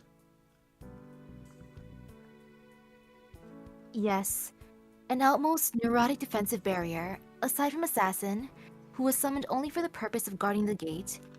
There has been an increase in the number of traps with each passing month, even without a war. It is enough to cause one to suspect that she was not doing it out of protection, but testing them out as a hobby. So that's what's making you distrust Castor. Supposing that by some accident Castor did become friends with Saber, they'd have some sort of relationship where they'd quarrel with each other outside the public view all the time. I don't think we have to go all the way in, though. There's nothing unusual here, and I can't help but get the feeling that we'd be poking our heads into a beehive if we did. I want to avoid being mistaken for attackers. The other onlooking servants aren't going to just stand around if a fight broke out over something as insignificant as this. I agree. We had best leave Assassin to his duties and return to town. He is somewhat of a difficult person to deal with, but he is not one that would allow wrongs to go on out of mischief. He does engage in life or death battles as though they were entertainment, but he enjoys his tranquility just as much. Saber's right. As long as the assassin's protecting the temple gates, no suspicious characters will be entering. Guess it's about time to go back. It's not like we only have tonight. There's time tomorrow, too. Let's call it a night. I'll let you know the next time we're going out, okay? Right. It is my pleasure to be relied on, Shiro. The two of us return to the Emiya residence. It seems the end of the night has been postponed for a little longer.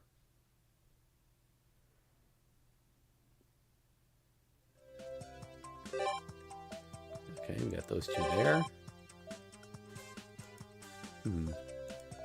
All right, what do you think? I want to go to the Tosaka residence. She's supposed to be gone, so Oh yeah. who's there?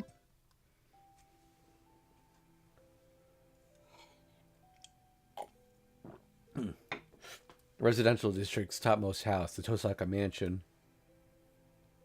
With the master gone, is now Fuyuki's haunted house in both name and reality. And to think that I'm the one who's going to be cleaning it. Standing in front of the gate, I look up at and mutter.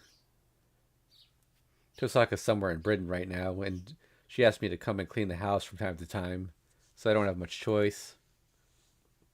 For that length of time, I think it would be enough to just keep the doors and windows shut, but since she asked, I really should do a proper job. Can I finish this quickly? Let's see. Taking out the keys, I recall the incantation to release the seal. There are 2 layers of locks while she's absent, so anyone other than Tosaka will find it rather difficult to enter. Abzug Bettinung middle stand. Did it deactivate? The keys turn and they pull out a mountain of newspapers and letters that were blocking the mailbox.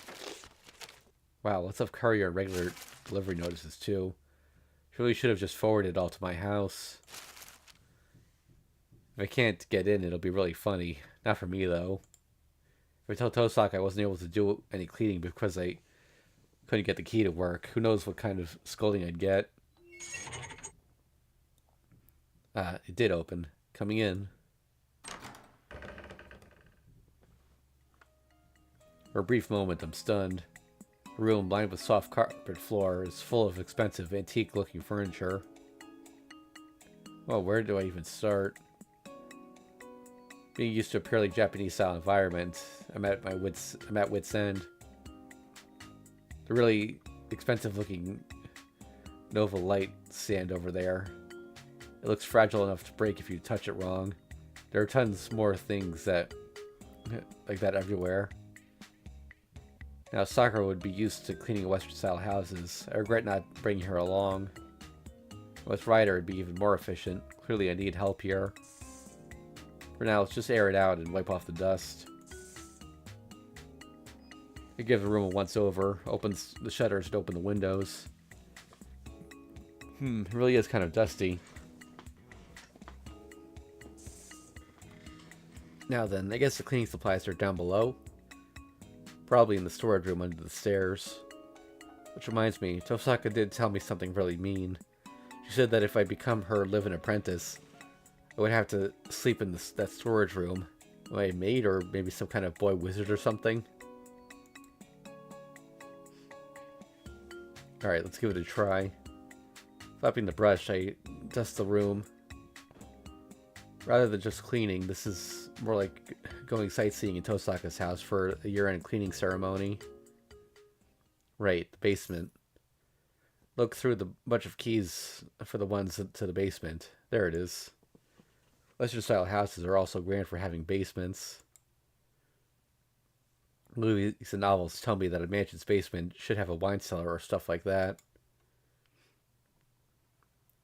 What should I do if it has a dungeon? No, this isn't the Toto mansion here. Even if it's pretty much the same as the storehouse at our place, the tension of knowing that many rituals have been held here makes me hold my breath. Thinking of what Tosaka must have done here stirs deep emotions.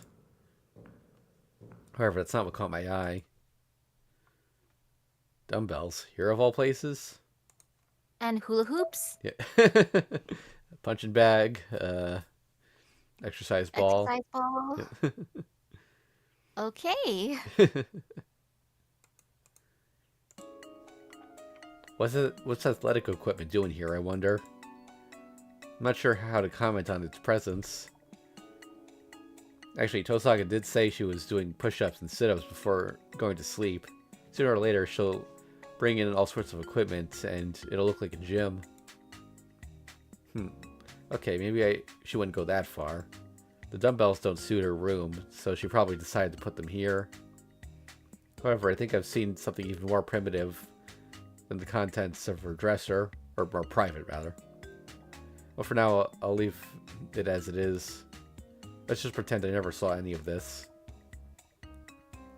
Now I should have gotten plenty of air by now, so I guess I'll leave early. Anfang Mittelstand, right. Did I lock it well? It's starting to bother me again. I can at least tell if I don't improve my magic. Things are going to be tough in more ways than one.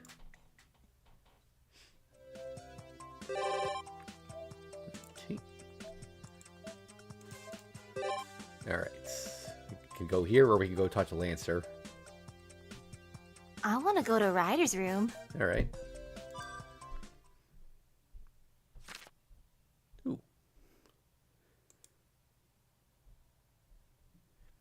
She did say she likes books. Yep. By the way, are you happy to be with me, Shiro? Eh? The sudden question caused my hand to stop halfway through turning the page.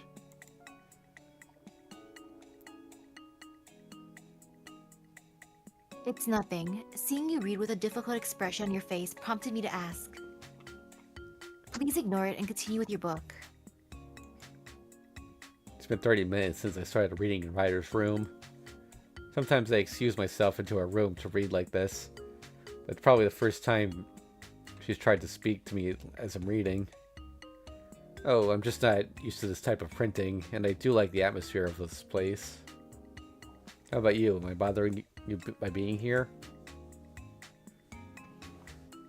I do not really mind. And I'm also used to seeing you frown whenever I look up to rest my eyes. See, in that case, I'll help myself. Shoving the mountain of books aside, I grabbed the next one. I found one in English, but it was completely beyond me. Let's try something normal next.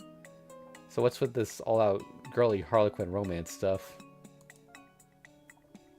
The summary looks interesting. Oh no, it's yeah. The summary looks interesting. Ryder, do you read these kinds of books too? Was it any good? Is the message I'm trying to convey through my stare? I was not that much into it. But I can only speak for myself. So not that great. Well, this one looks a little long, so I'll put it off until next time. Let's go with the short one about a swordsman. Ah, right, Ryder. Would you like some tea? I'll go make some. No, not really. But if you're going to, then I shall join you as well. Was it unnecessary to interfere? Since Ryder's so into reading, then I should immerse myself into it too. Or just borrow a book and go back to my room. Cheeto. Yes, sorry to disturb you. I'll go back to my room so you can just... As I have said, I do not mind your being here. Here's a simple question. What kind of books do you tend to read? This is a rare occurrence. Maybe her book isn't that interesting. Well, I read everything, but I don't really get attached to anything in particular. The reason I'm here is because of your influence as an ardent reader. In other words, you have no particular taste. I see. That is just like you. She laughs. I feel kind of like a kid being laughed at by an older woman. What, it's not that different for you, Ryder. These books are all over the place, nothing in common whatsoever. You have many interests, which means that you don't have a particularly high interest in anything. A book I especially like? Indeed. I cannot say that I have a particular genre that I like. But speaking in your terms, Shiro, for me, reading itself is an interest. I clap my hands together. Ryder doesn't distinguish between nonfiction novels, periodicals. Ryder just likes books themselves. The type is unimportant to her. Well, I get this passing curiosity about what ultimate collection Ryder might be hiding in the closet over there. Oh no, hold your horses. Don't be hasty. I'll need a lot more than my mortal self to ever see that. Shiro? For a moment there, it looked as if you had something truly frightening flash through your head. No. Anyway, you were saying that reading itself is your hobby, but then there must have been some particularly interesting books you've read, so please tell me. Let's see. I would not go as far to call them interesting, but there have been a few that were particularly well done. If you tell me a few books you were touched by, then I could give you some recommendations. Books that touched me? That's a difficult request. A book that really left an impression on me. Can't really say I've had one like that. I've never given myself much time for reading until now, and it shows. Well, now that we have you, there's no shortage of reading material. But Ryder, reading's fine and all, but don't you have any other hobbies? If you're good at sports, then it would be great if you'll find more activity like that, more activity that you like. One more activity. An activity. I do think that my life is already sufficiently comfortable as it is. Well, perhaps it is, but if it was more like Ryder doesn't go out to Shinto on her own, perhaps state level arrangements are the only thing that would get her. She would go out to Shinto for. Please do not worry. I am enjoying life in my own way. Well then, if I say that I am doing something when you are not looking, would you believe me? Eck. Seeing her seductive smile, my heart skips a beat. If she says that she's doing something I don't know about with a face like that, I can't help but imagine bad things. Please relax. It is definitely nothing like sucking blood from the citizens of the city. I just have my own way of having fun. I am a woman after all. In other words, I am not as impenetrable a person as you and Sakura believe. That seductive smile turns into a happy one. I'm just about to breathe a sigh of relief when... Ryder, are you there? Is that you, Sakura? Please come in. Sakura enters. I get up to make room for her as she comes in. Ryder, I have something to ask. Oh? Senpai, you're here too? Yeah, I dropped in to read for a bit. Yes, Shiro does spend time here, like this on occasion. He seems to be taking my room for a library. Ryder says that as if giving up in amazement. But her voice was soft, so she must not be at all dissatisfied with such treatment. But I'm happy that she thinks that way. Yeah, that's pretty much it. Please don't mind me, Sakura. I'm just reading my book, but if it's a serious matter, I can leave. Sakura looks at me, then at Ryder. Senpai, can I disturb you for a moment? Sure, what is it? Do you have something to talk to Ryder about, though? No, so, but I remembered something urgent. So please come. If that's the case, sure. Ryder, can I leave my book here? I'll continue with it when I come back. Yes, you can leave it like that. But Sakura, what was it that you wanted to ask me? It's okay. I told you, I can ask that later. What's with this tension? Ryder isn't thinking about something with... Ryder's thinking about something with a grave expression. I am truly sorry, Sakura.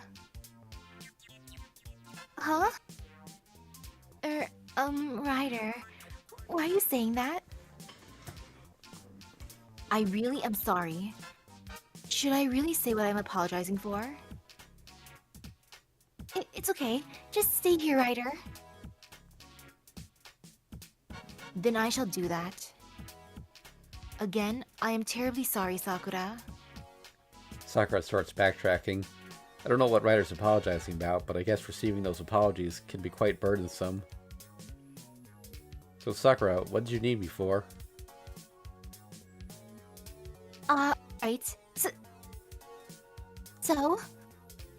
Please come this way, Senpai. She drags me out, and Ryder, as if completely oblivious.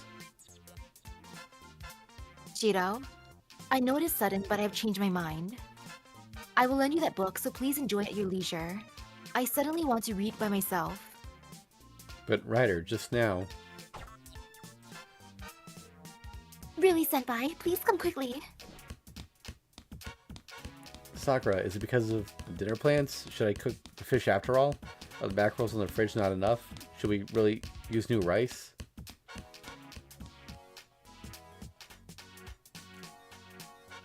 It's not about dinner? Then is it about the archery club?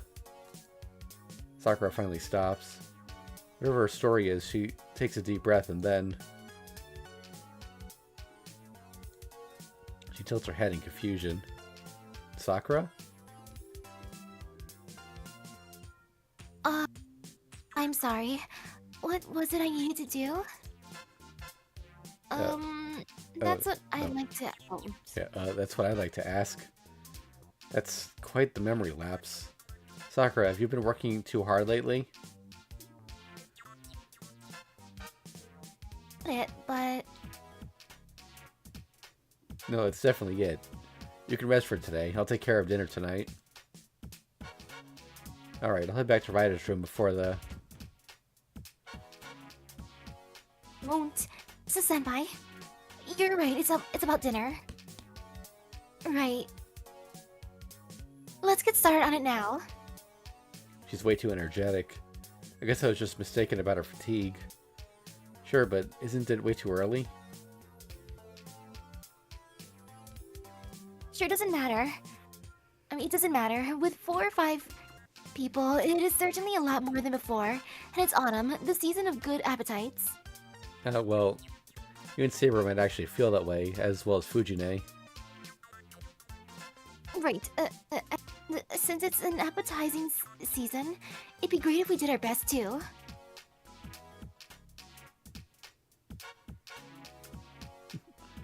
She laughs unnaturally.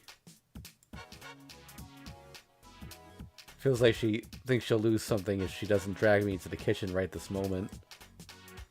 Alright, tonight's dinner is important to you, right? Then I'll do my best too. First, let's go ask Ryder what she'd like for dinner. She really can't take a hint, can he? Nope. That won't do. Ryder doesn't care about food. So it would be just awkward. Something's up. Sakura's behavior is way too suspicious. But even then, this is... how should I put it? See, look here. I actually brought your apron. It's a new one with a really cute fried egg and crab on it. I thought it would fit you well, so I went and bought it in secret. Look, it really does fit you. She says, overjoyed. I really don't know why, but this in itself... how should I put it? Just looking at it makes me feel energized. Alright, I still don't get what this is all about, but now I understand how you feel. I'll lend you a hand, so let's make a festive dinner that will surprise everyone.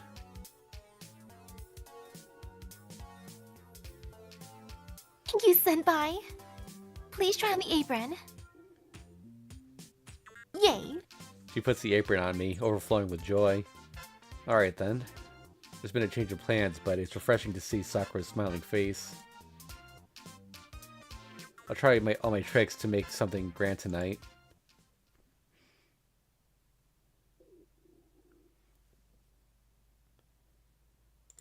Okay. I guess we'll hang around the Emiya residence. Ooh. Shall we go check on Ryder then? Might as well. We wanted to so badly, right? Now then, speaking of things to ask Ryder about. Oh, okay, this is connected to that scene at all. Aww. About the Holy Grail War. I'm at the door to Ryder's room. I don't like this, but I have to ask Ryder about what she thinks. I couldn't ask in the morning since the opportunity didn't present itself. It should be a little easier to get serious face-to-face conversation flowing at this hour. Hey Ryder, there's something I want to ask. I speak out as I slide the door open. We'll chat for a bit, then depending on how it goes, I'll try asking about her real intentions. I see. To be honest, anything is fine with me as long as no harm comes to Sakura. Even if that means the Holy Grail War takes on its full course and destroys the whole town in the process. So, not having Sakura around turned out to be a plus. She speaks her mind calmly and without reservation. On a second thought, that's definitely a minus. The intensity of her reply sends shivers down my spine. I see, so, there's no way Sakura would ever want to fight, but if she did, then you're saying you'd be prepared to go to battle, right? Sakura wants to win, then that's how it'll be. I would do everything I could to win the Holy Grail War, just as the school was dyed blood red. I am prepared to make an even bigger blood fort that would put Caster to shame. Should you stand in the way, no exception will be made for you either, Shiro. This is problematic.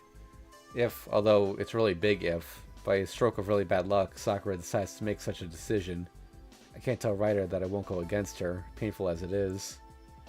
If Sakura were to lose her way, then I'll have no choice but to resist.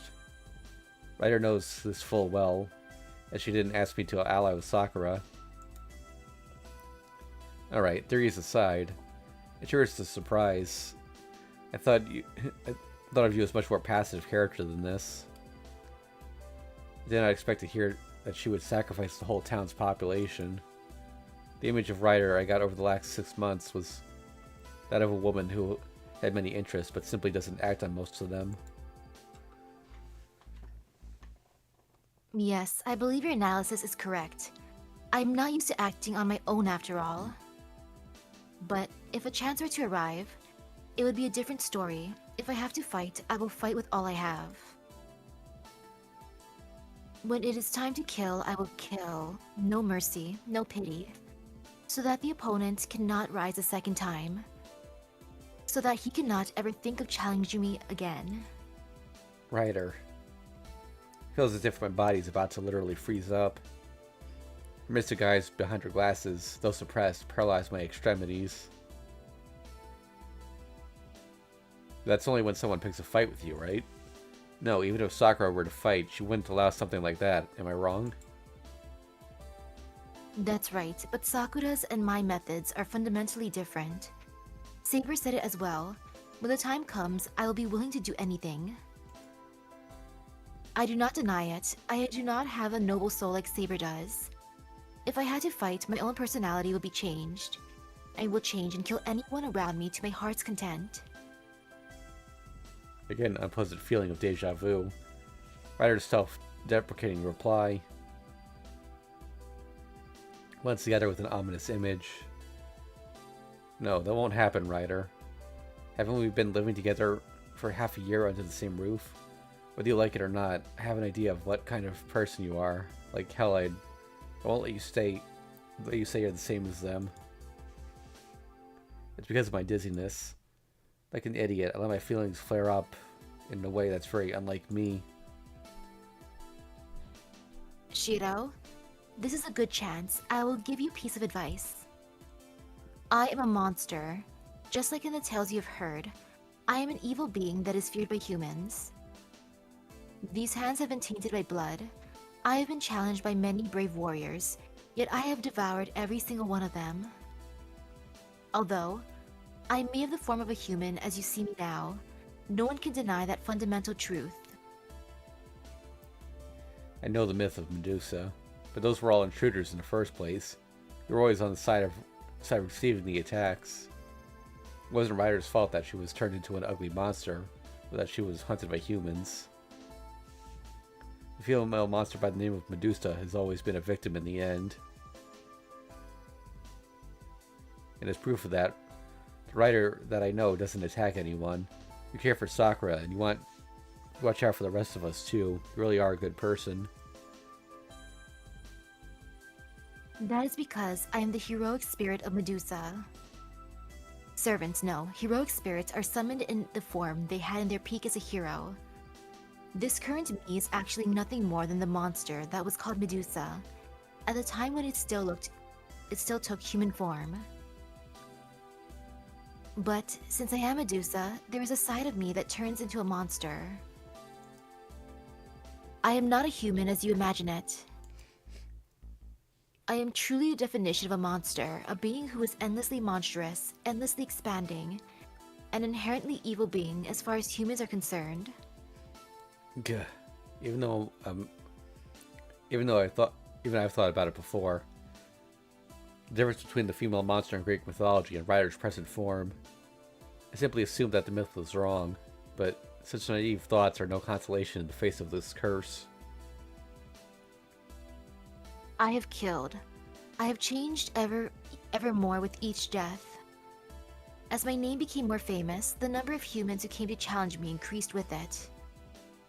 Humans, demons, and heroes all coexist.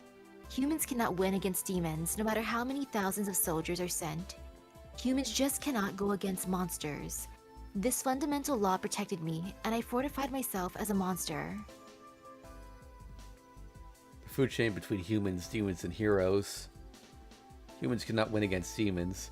Demons are defeated by heroes, and heroes are regulated by humans. Thanks to that rule, the now transformed monster Medusa endlessly murdered humans to grow stronger, only to be sacrificed to one lone hero.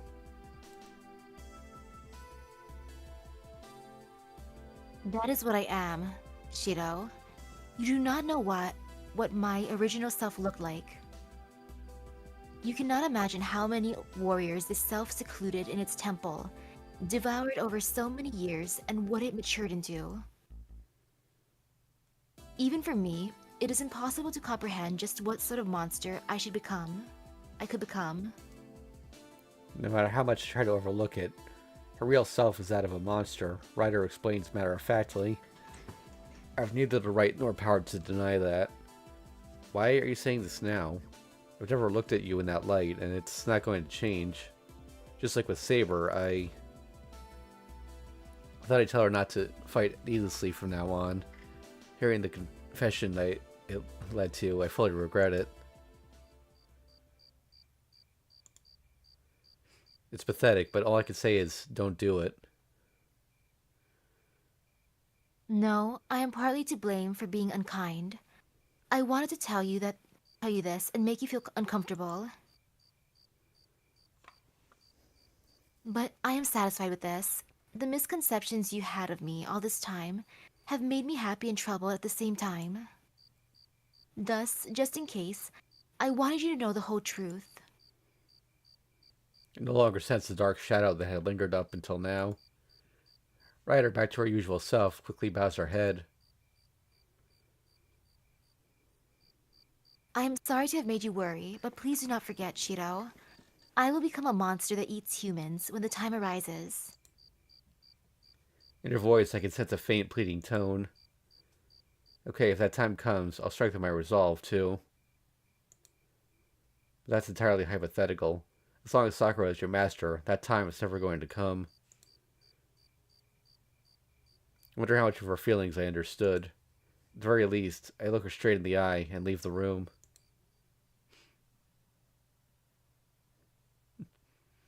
Early talk of Gorgon, I guess. Okay, so we have Saber there. We have the temple. Or we can talk to Ilya. We haven't seen her today. Yeah, let's go see Ilya. It's been a while, Ilya. What? It's a... actually, that's the shop that he took Saber to. Back Oh in, yeah, true. yeah. Wow!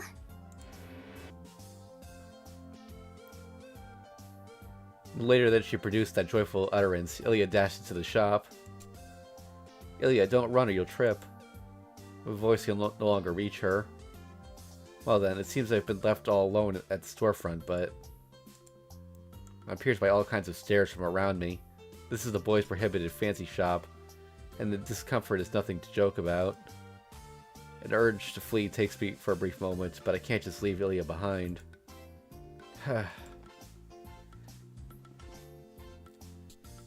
Shiro, you're still here? You're slow. Ilya returned to lead me inside by the hand. Only with that did the stares around me soften up a bit. To begin with, we're here simply because she asked. During one of her raids, Ilya saw Saber with her usual stuffed lion. And after teasing Saber for a while... I want one too. And thus we're here to buy Ilya a stuffed toy. Saber's lion is a unique item. Fujine wanted it at a game center. I can't get another one like that. So instead I'm going to buy Ilya a stuffed animal she likes.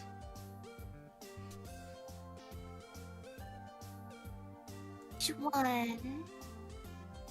Well, leaving that aside, she does look charming in her own way as she examines all the various toys. Hey, Shiro. I wonder what kind of relationship it looks like we have. What kind? Well, let's see. Siblings would be impossible. Our hair and eye colors are completely different, and we look nothing alike. We're too close in age to be a parent and child. Well, going by the most appropriate. With such a cute girl, don't I look like an older brother looking after you? Cute? Really? Yep, I do think you're cute. Flattery or not, I think Ilya is cute, just the way she is. That doesn't extend to the part about Berserker and saying things like, I'll just kill you. Nice filter on this one. Looks a lot better than the original art.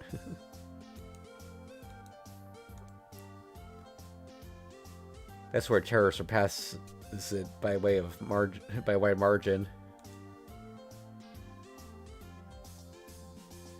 Then escorting such a cute girl around must be quite troublesome for you too. How so? What was it? People could mistake you for the kind of guy that likes little girls like me? Reen said something like that, but I forgot. Oh, great. What on earth did Tosaka teach her?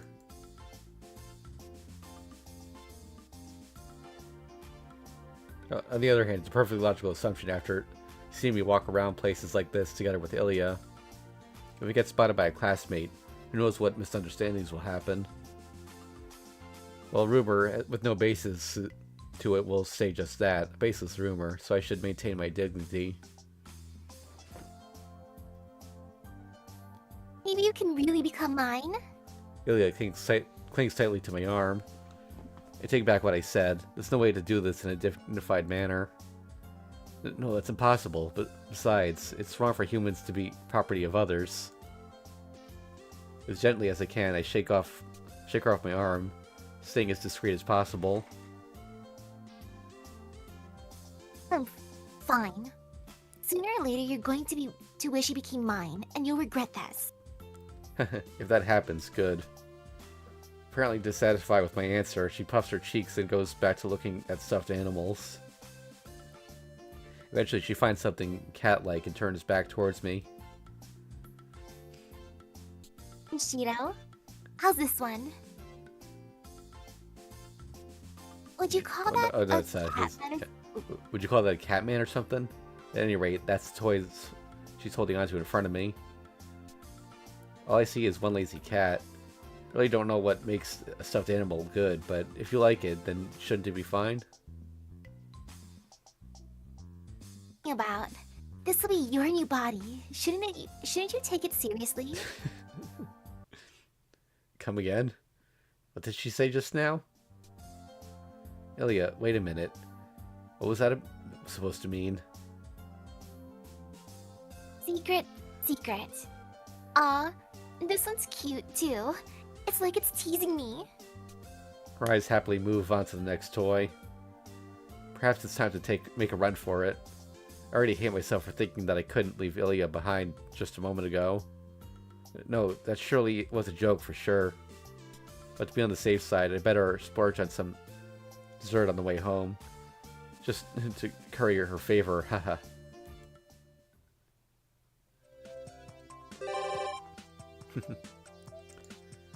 Alright, school or Lancer? You know, we can talk to Lance and maybe he actually caught fish this time. At the harbor, there's a familiar face. Lancer, can we... Wait. Oh, this is repeat dialogue. Okay, there we go. What's he doing? The sky is clear. The autumn mood is covered up by the intense sunlight. The soft ocean breeze gently caresses my face. Only the screeching of seagulls breaks the peaceful silence of the docks. Without argument, this is a perfect location. Fuyuki Harbor seems like a place that would be favored by families or couples going out for a walk, and yet... With the arrival of this gangster-looking guy, it's transformed into an ominous place no one dares approach. To be honest, it actually doesn't look weird. In fact, the harmony is downright frightening. Like a swordsman naturally becoming one with his surroundings. This has to be the skill of a pro. As a token of admiration, I'll get a can of coffee from the vending machine. Hey, are they biting? Yep, little by little. A pile of mackerel, 4 black porgies, and 3 filefish for now. Yeah, what a mismatch. Can you catch all those at the docks? It's the ocean, you know. Of course, there's a large variety. Well, anyway, it's a bit of a mix, but hey, it's a rare one. He sure doesn't seem to care. As I pass over the canned coffee, I sneak a peek at his fishing bucket. There's actually even more variety in the catch than Lancer said. Lots of mackerel. For some reason, they bite right after I lower the hook. Oh, I also caught an octopus not long ago. Is this a magic fishing rod? At this rate, this guy could rule the sushi world. Wait a moment. Looking carefully, there's a critical problem. Answer, you'll be fishing all day long, right? Don't you have a fishing stand? As the name suggests, a fishing stand is something that supports the fishing rod. It's an indispensable piece of equipment for long fishing trips. Fishing rods are fairly heavy, and in some cases even a slight vibration will cause the fish to flee. Also, more importantly, there's no way that bucket can fit that many fish. Don't you have like a cooler or something? Yeah, he should be asking about the bucket. It's a magical bucket. Yeah. If one of the fish using the... If one is to fish using a rod for half a day or more, a stand is a necessity. Sounds handy, but I ain't got no need for one. Just looking at the rod, the line, and the ocean makes me happy. Of course, I mean, I get even happier when the fish bites. As Lancer keeps grumbling, his fishing rod remains motionless. Lynch's arm strength is simply astonishing. Not just in strength, but his machine-like precision and stamina as well. I guess so. You probably wouldn't want to rely on any modern equipment. Did you find a rod around here somewhere? Yeah, all thanks to one generous guy. I spent all day straightening out the bent back of his, and he gave me this as a token of appreciation. For some reason, I never saw him again. Lancer laughs out loud. Coach Lancer, that sounds more like extortion. Well, it was that Mato guy. Wait, Shinji? Man, no wonder he's always moping at the edge of the docks. So now that you got it, you're making sure it gets put to good use. Now you spend every day absorbing the fishing. I mean, it's definitely relieved to know that you settled down, but is fishing really that exciting? Guess you could tell it's a fun exercise. I'm pretty confident in my skills.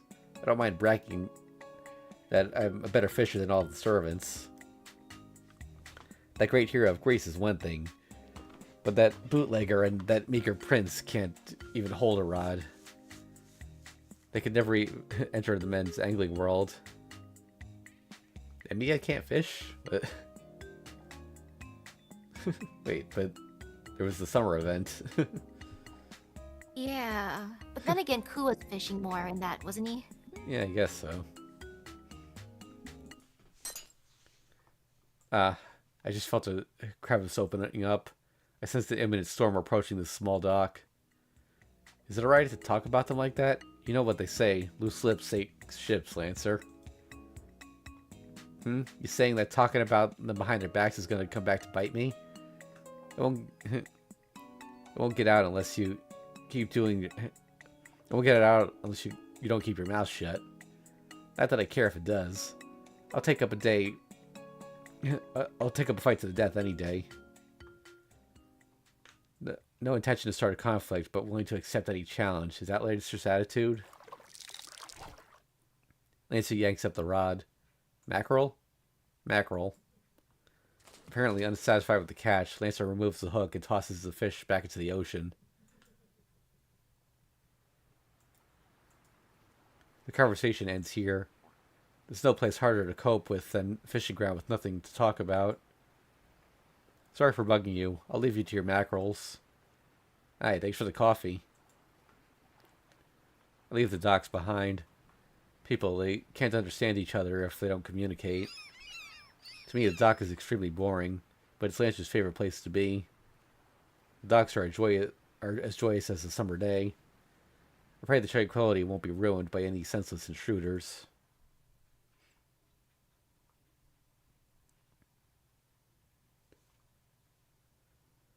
Okay. Alright, got a preference? You know, more walking. Alright. Saber.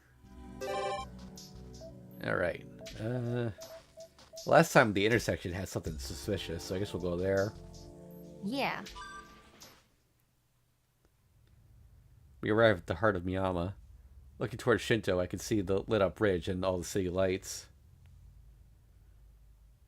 There is nothing unusual here. We can continue our patrol in Miyama, or extend further to Shinto. I shall leave it up to your judgment, Shiro. Eventually dawn will come. We better not be out too late or Sakura and the others will worry. We shouldn't be wandering around aimlessly either. Let's see, now that we've more or less covered Miyama, I guess we should take a look through Shinto too. Soon it will be dawn. As much as I want to continue this one-on-one patrol with Saber. It's about time we start wrapping up. Nothing. Wow, going around with Saber's just innocent then, huh? Oh, Shinji's at the Oh harbor gosh. now. Time to see the back straightening, maybe.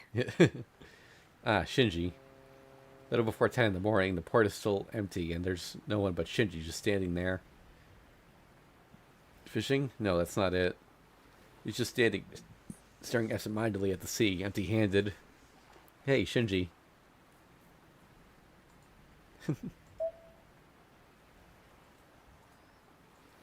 Those are awfully fancy clothes for going to the dock. What are you doing? Are you waiting for someone? Shut up. Leave me alone. Everyone hates me anyway. I don't get to appear anywhere, and even when I do, it's a joke. It's as a joke. When I come to fish to release some stress, some freak starts picking a fight with me. So, Emiya, what do you think? Sakura appears OX times, whereas I only appear 3 times. He's breaking the fourth wall now. Wow, even if you count on one hand, you still have fingers left over. Isn't that totally unbalanced? I mean, there's no such thing as a little sister that's better than her brother. Shinji moves to a far corner of the port. Then he curls up in a ball like a pill bug. I think he may be about to lose it. Okay, I think I love these Shinji events. Yeah. He'd probably welcome a cardboard box to cover himself up. Seeing him down like this, I try to hold back tears welling up in my throat. Hey, don't be silly. You can do it, Shinji. Get up, Shinji. Not recognizing your own unfortunate treatment and not reading the mood are your strengths. You know it. I try my best to cheer him up. I don't wanna. I'm tired. I'm a terrible person. I'm definitely a Mato. My father, and my father's little brother were all suited to sulking like this, too. What are you talking about? Uncle was cool. Yeah, but he had a shitty life, didn't he? He did. Yep. Shinji curls up even more. Well, it takes an extraordinary person to behave in such a manner at a place as pleasant as this. Would you just go away already? I'm waiting for my destined opponent. It's my last chance to become a main character. I have no business with an empty-handed Emiya. He shoos me away. I can't really think of anything else to try right now. I'll try coming back here later. Ooh, hinting at an event, perhaps. Alright, guess we're going to school. I can't...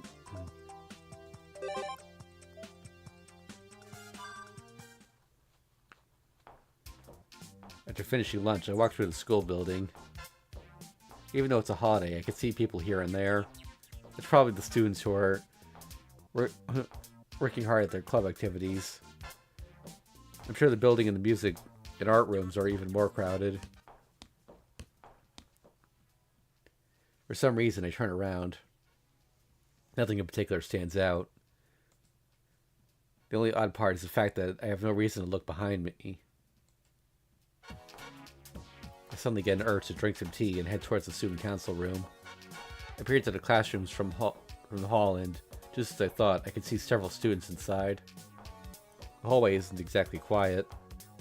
But behind me, it's silent, even though I can hear people's voices from in front of me as they walk ahead.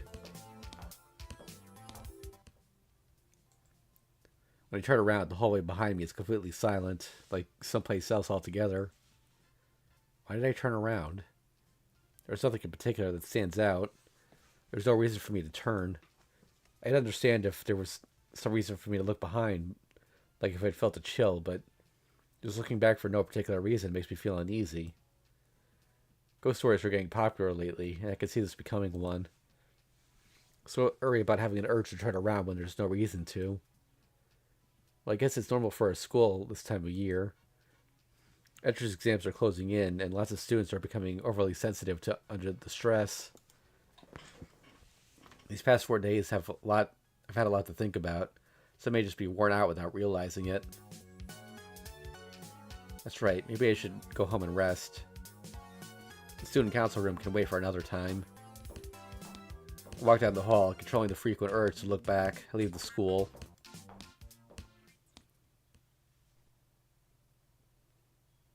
Okay. Oh, got an exclamation point.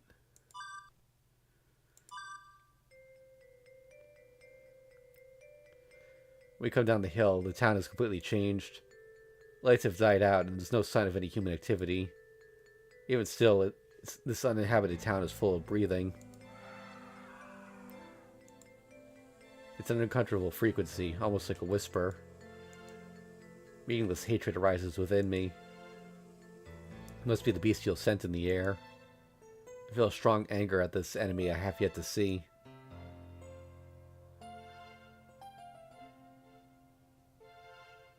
Misaki? Oh, oops, I was accidentally on mic. Oh. I knew. Shiro, there is no one inside these houses. Anything with the human form has disappeared completely from Fuyuki. Not mass slaughter, but disappearance. It seems what Saber saw was corpseless, bloodless murder scenes.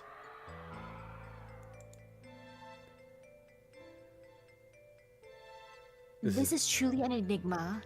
Perhaps this is the work of whoever restarted the Holy Grail War. Yeah, probably. None of the other servants would do this, but more importantly, Saber, what do you think of these voices? Voices? I am not sure what... No, indeed, I can hear something. Is this the barking of a dog? She narrows her eyes, trying to focus on the harsh sound. The voice is becoming louder and louder. The shrill sounds reverberate between my skull and my brain, stimulating my instincts. Shiro, what is wrong? Your face is pale. Could it be that there is poison in the air? Yeah, now that she mentions it, these voices are nothing other than poison.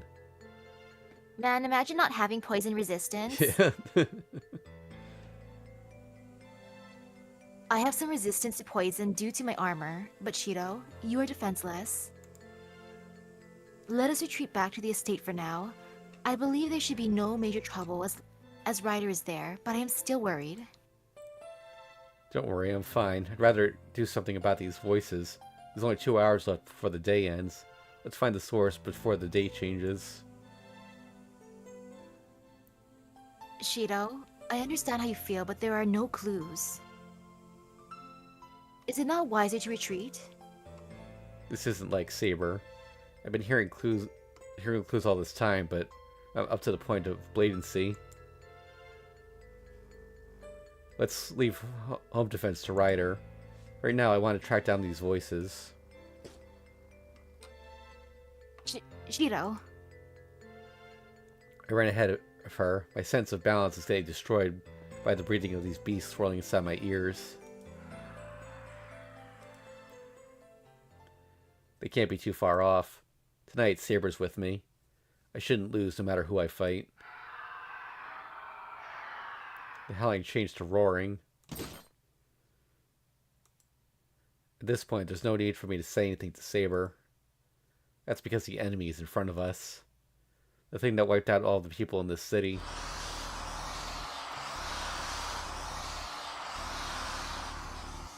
Are all here, flocking to a girl I've never seen before. Then I know I've seen them before, yet my memory fails me. Just a little more. If the clock strikes midnight, or somebody tells me, I will remember.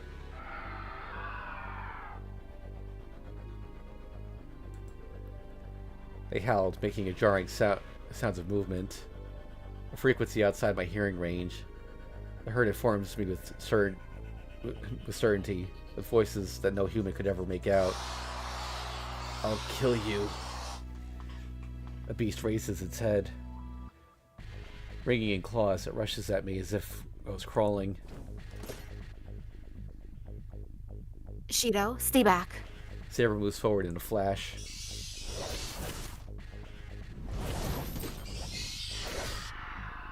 She cuts through the mysterious beasts. I don't know what force moves these monsters, but it's obvious they aren't no match for Saber. She should be able to clear them without any problem. In that case, I'll catch the girl watching us from deep inside the park. She's got to be the one behind this real life Twilight Zone if she's in charge of these beasts. I slip past the monsters that are being thinned out by Saber. Where? Oh. Where are you going, Shiro? Stop. You must not move away from me. The monsters keep attacking her. They swarm around Saber desperately, probably having instinctively realized who is the most powerful being in this area. I don't like leaving Saber behind, but this is my chance. They'll never be able to outmatch her, no matter how many of them attack together. The best they can do is buy time and use this chance to go after their master. At this time, the girl has been simply watching us without running away. I can do this. I don't feel any threat coming from that girl. I already know that I'll be able to catch her by myself. You're quite the master. I would have never expected you to leave Saber to fend off those monsters by herself. A voice lacking any emotion. Her clothes remind me of a lifeless doll. I'll save the chit-chat for later. Right now, I'm going to catch this girl in front of me. I grab her arm. Got you. Hey, who the hell are you? No, stop these guys first. If you don't stop them, I was about to say I would use force on her, however. Okay, let's not say that. That might have actually been triggered what the previous stream got demonetized, and I think that word is kind of no-no for YouTube. So. Understandable. You'll beat me violently? I don't mind, except that kind of thinking is awfully unlike you. Don't you agree, Emiya Shiro? She sees through me and replies with heavy words that I have tasted once before. Okay, when did Shiro become Shiki? I know, right? You know me, so you're the one who restarted the Holy Grail War. Yes, I was the one that restarted it in this form. If you wish to resolve it, you should catch me. However, this time it was a failure. We were not meant to meet here. What? My vision flickers, and in an instant...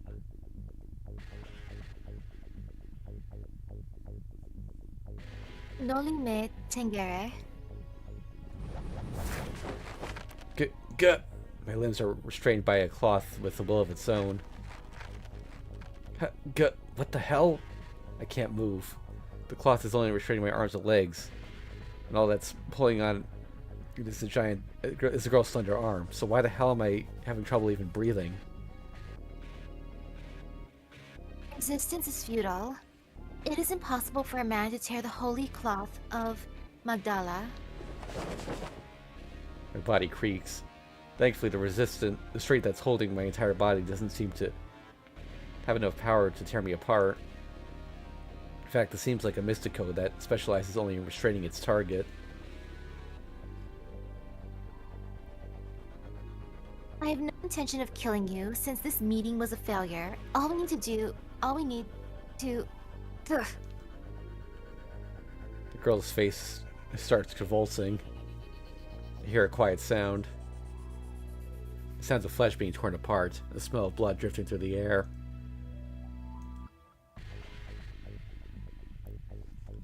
Her face distorts in pain.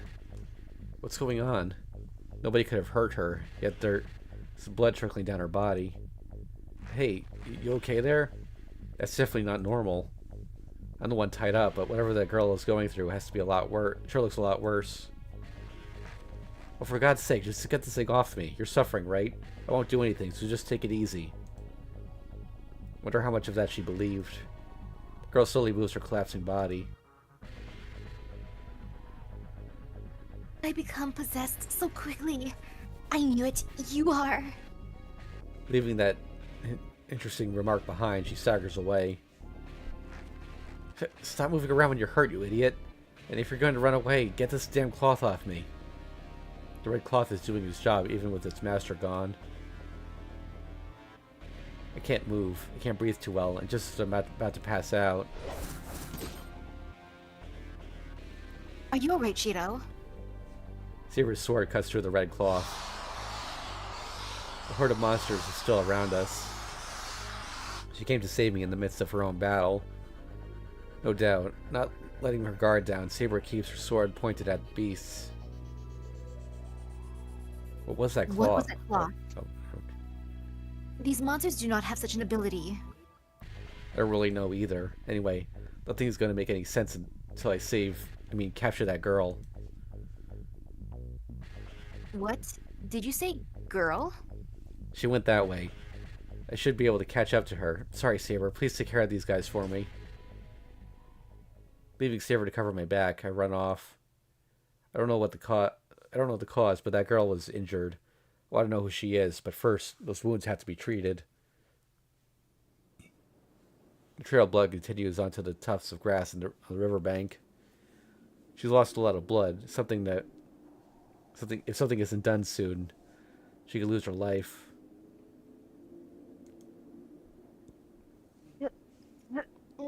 A voice of suppressed agony. The girl is lying on the tall grass to hide herself. Hey, you're there, aren't you? Don't run away. I'm not going to do anything to you. I just have some things I want to ask you, but I'll do that after I patch you up.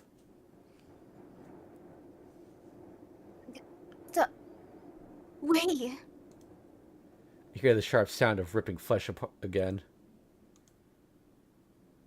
This isn't the time to be worrying about traps or a counterattack. Urged by the smell of blood, I step into the grass.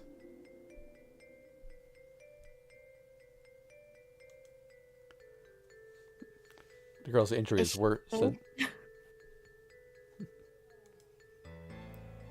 I don't know what happened. No, what's going to happen, but I keep walking closer, unable to let things go on like this. Stop! Don't... Her agony intensifies. Every step I take, it gets worse. It seems almost sexual somehow. The gasps of pain grow hotter bit by bit. With each step, I dig deeper into her body. Little by little, I expose her body. If that's the case, the moment I reach her, she will climax. What is happening right now? Yeah, so I'm like, is she okay? She looks like she's kind of enjoying that. Yeah.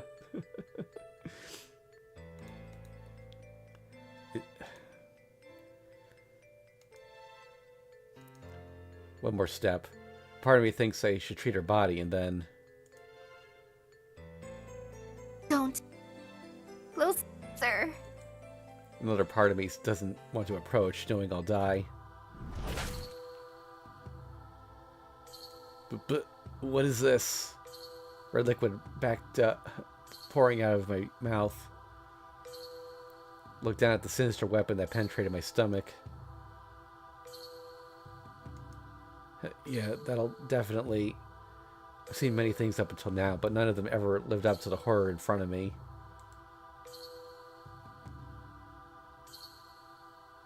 Huge claws are coming out of her slender body.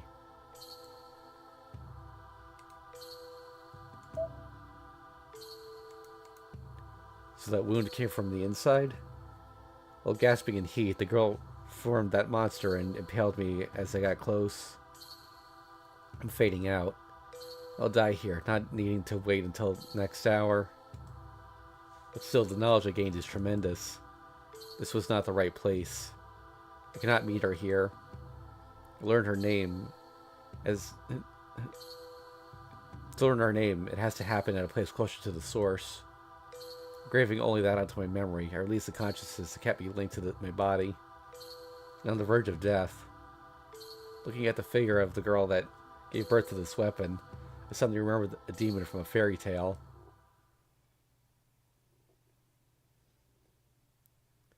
Bad end, restart. You're thinking of. Like, what the heck, Emio? What kind of fairy tale is that? Oh, final night. We cannot meet here. We ought to finally arrive at the night where she was first noticed. Alright, I think we can end the story there for today. Let's see if we Well, unlock let's do that. the special stuff. Yeah. Let's see, wait, yeah, special wallpaper. Don't know if we got anything new here.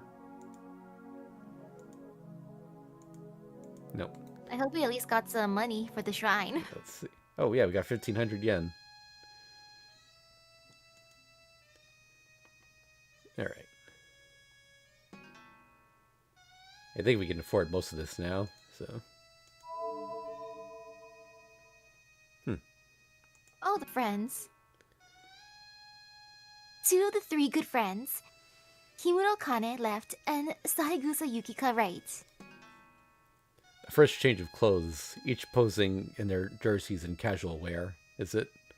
The jerseys are that of the Homurahara Academy track and field team. Kimuro-san's casual clothes are very urban chic, aren't they? That princess cut hair and half Windsor and tie knot really bring it all together. As expected, a sense of style worthy of my secret rival. There's a comment about Saegusa-san from the character's designer.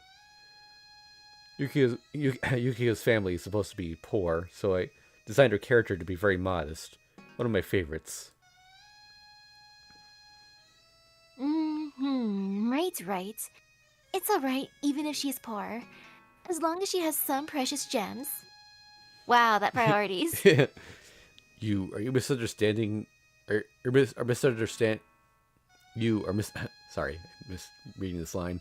You are misunderstanding on the same level as the queen who ate sweets and disappeared with the guillotine. I guess that's the first official mention of Marie Antoinette. As a side note, the production manager, who adored Yukika more than anyone else, totally hated it. Can't have everything your way, I guess.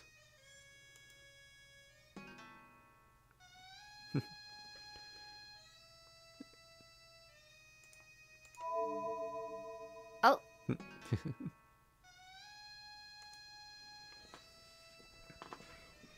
Makidara Kaede. The character designer summed it up with, well, a heroine in some sense of the word.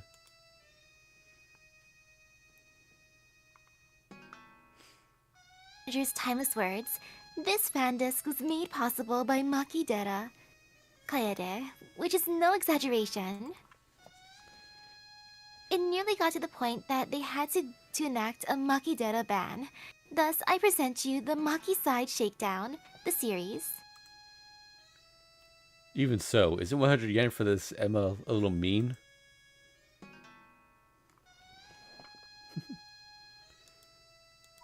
Wow, so she means that much.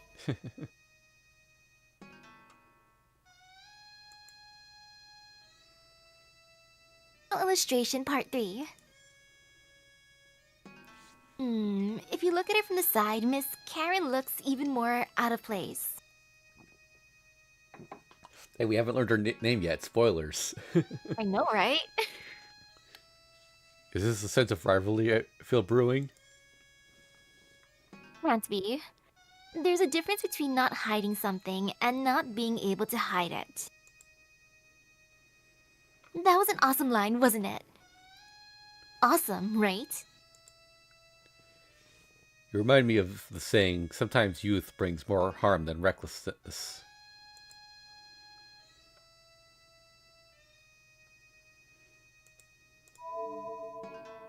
Cute. Oh, Saber's here. Illustration part 4. The last one, Saber Collection. Rin, if you do not mind, I have something to ask. Is something bothering you? No, it is just that... It has been 2 years since the original game was released. If I am not drawn with my sword or armor, would I not be difficult to recognize, and therefore be bad for advertisement? They did some serious ones elsewhere. Besides, they totally included items that represent you. Ah yes, the food especially. Oh, this was 1,000 yen, jeez.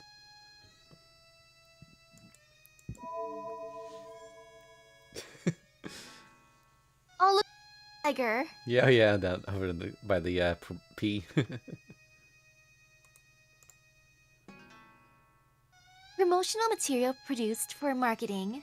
In short, promotional illustration part 1. It was also used on the back of the box, which goes without saying, I guess. You don't get a lot of chances to observe Fujimura Taiga's feet. Huh? Loafers? I always pictured her as the slip-on sandal type. She's not that unrefined, at least. I like how that's the first thing he remarks on, the feet. Yeah. Alright. Well, I guess we'll save that for next time, so. Alright, so thanks for watching, everyone. No stream on Saturday next week, because Misaki's going to be busy. And on Sunday, I'm actually going to be doing a special stream. Lost Belt 6 is set to wrap up this week, and after finishing it, Habitrack is added to the friend point summons. So I'm going to be attempting to MP5 her, and Misaki will be joining me to keep me sane. Although if we finish that early enough, maybe we could do a short ataraxia stream right after that. Oh man, I wish you the best of luck with your summons. This is going to be good to gauge for future reference. Yeah, thanks. Aside from that, yeah, there's going to be Lost Belt 5 going up this week, of course. Shouldn't have any trouble finishing it by Saturday. If I have time, there's also a new Toho game coming out that I wanted to start playing. And then maybe if I have some time on top of that, I might stream some Tears of the Kingdom over on the streaming channel. We'll have to see about that, though. Alright, so, yeah. As far as this stream is concerned, see y'all next week for FGO.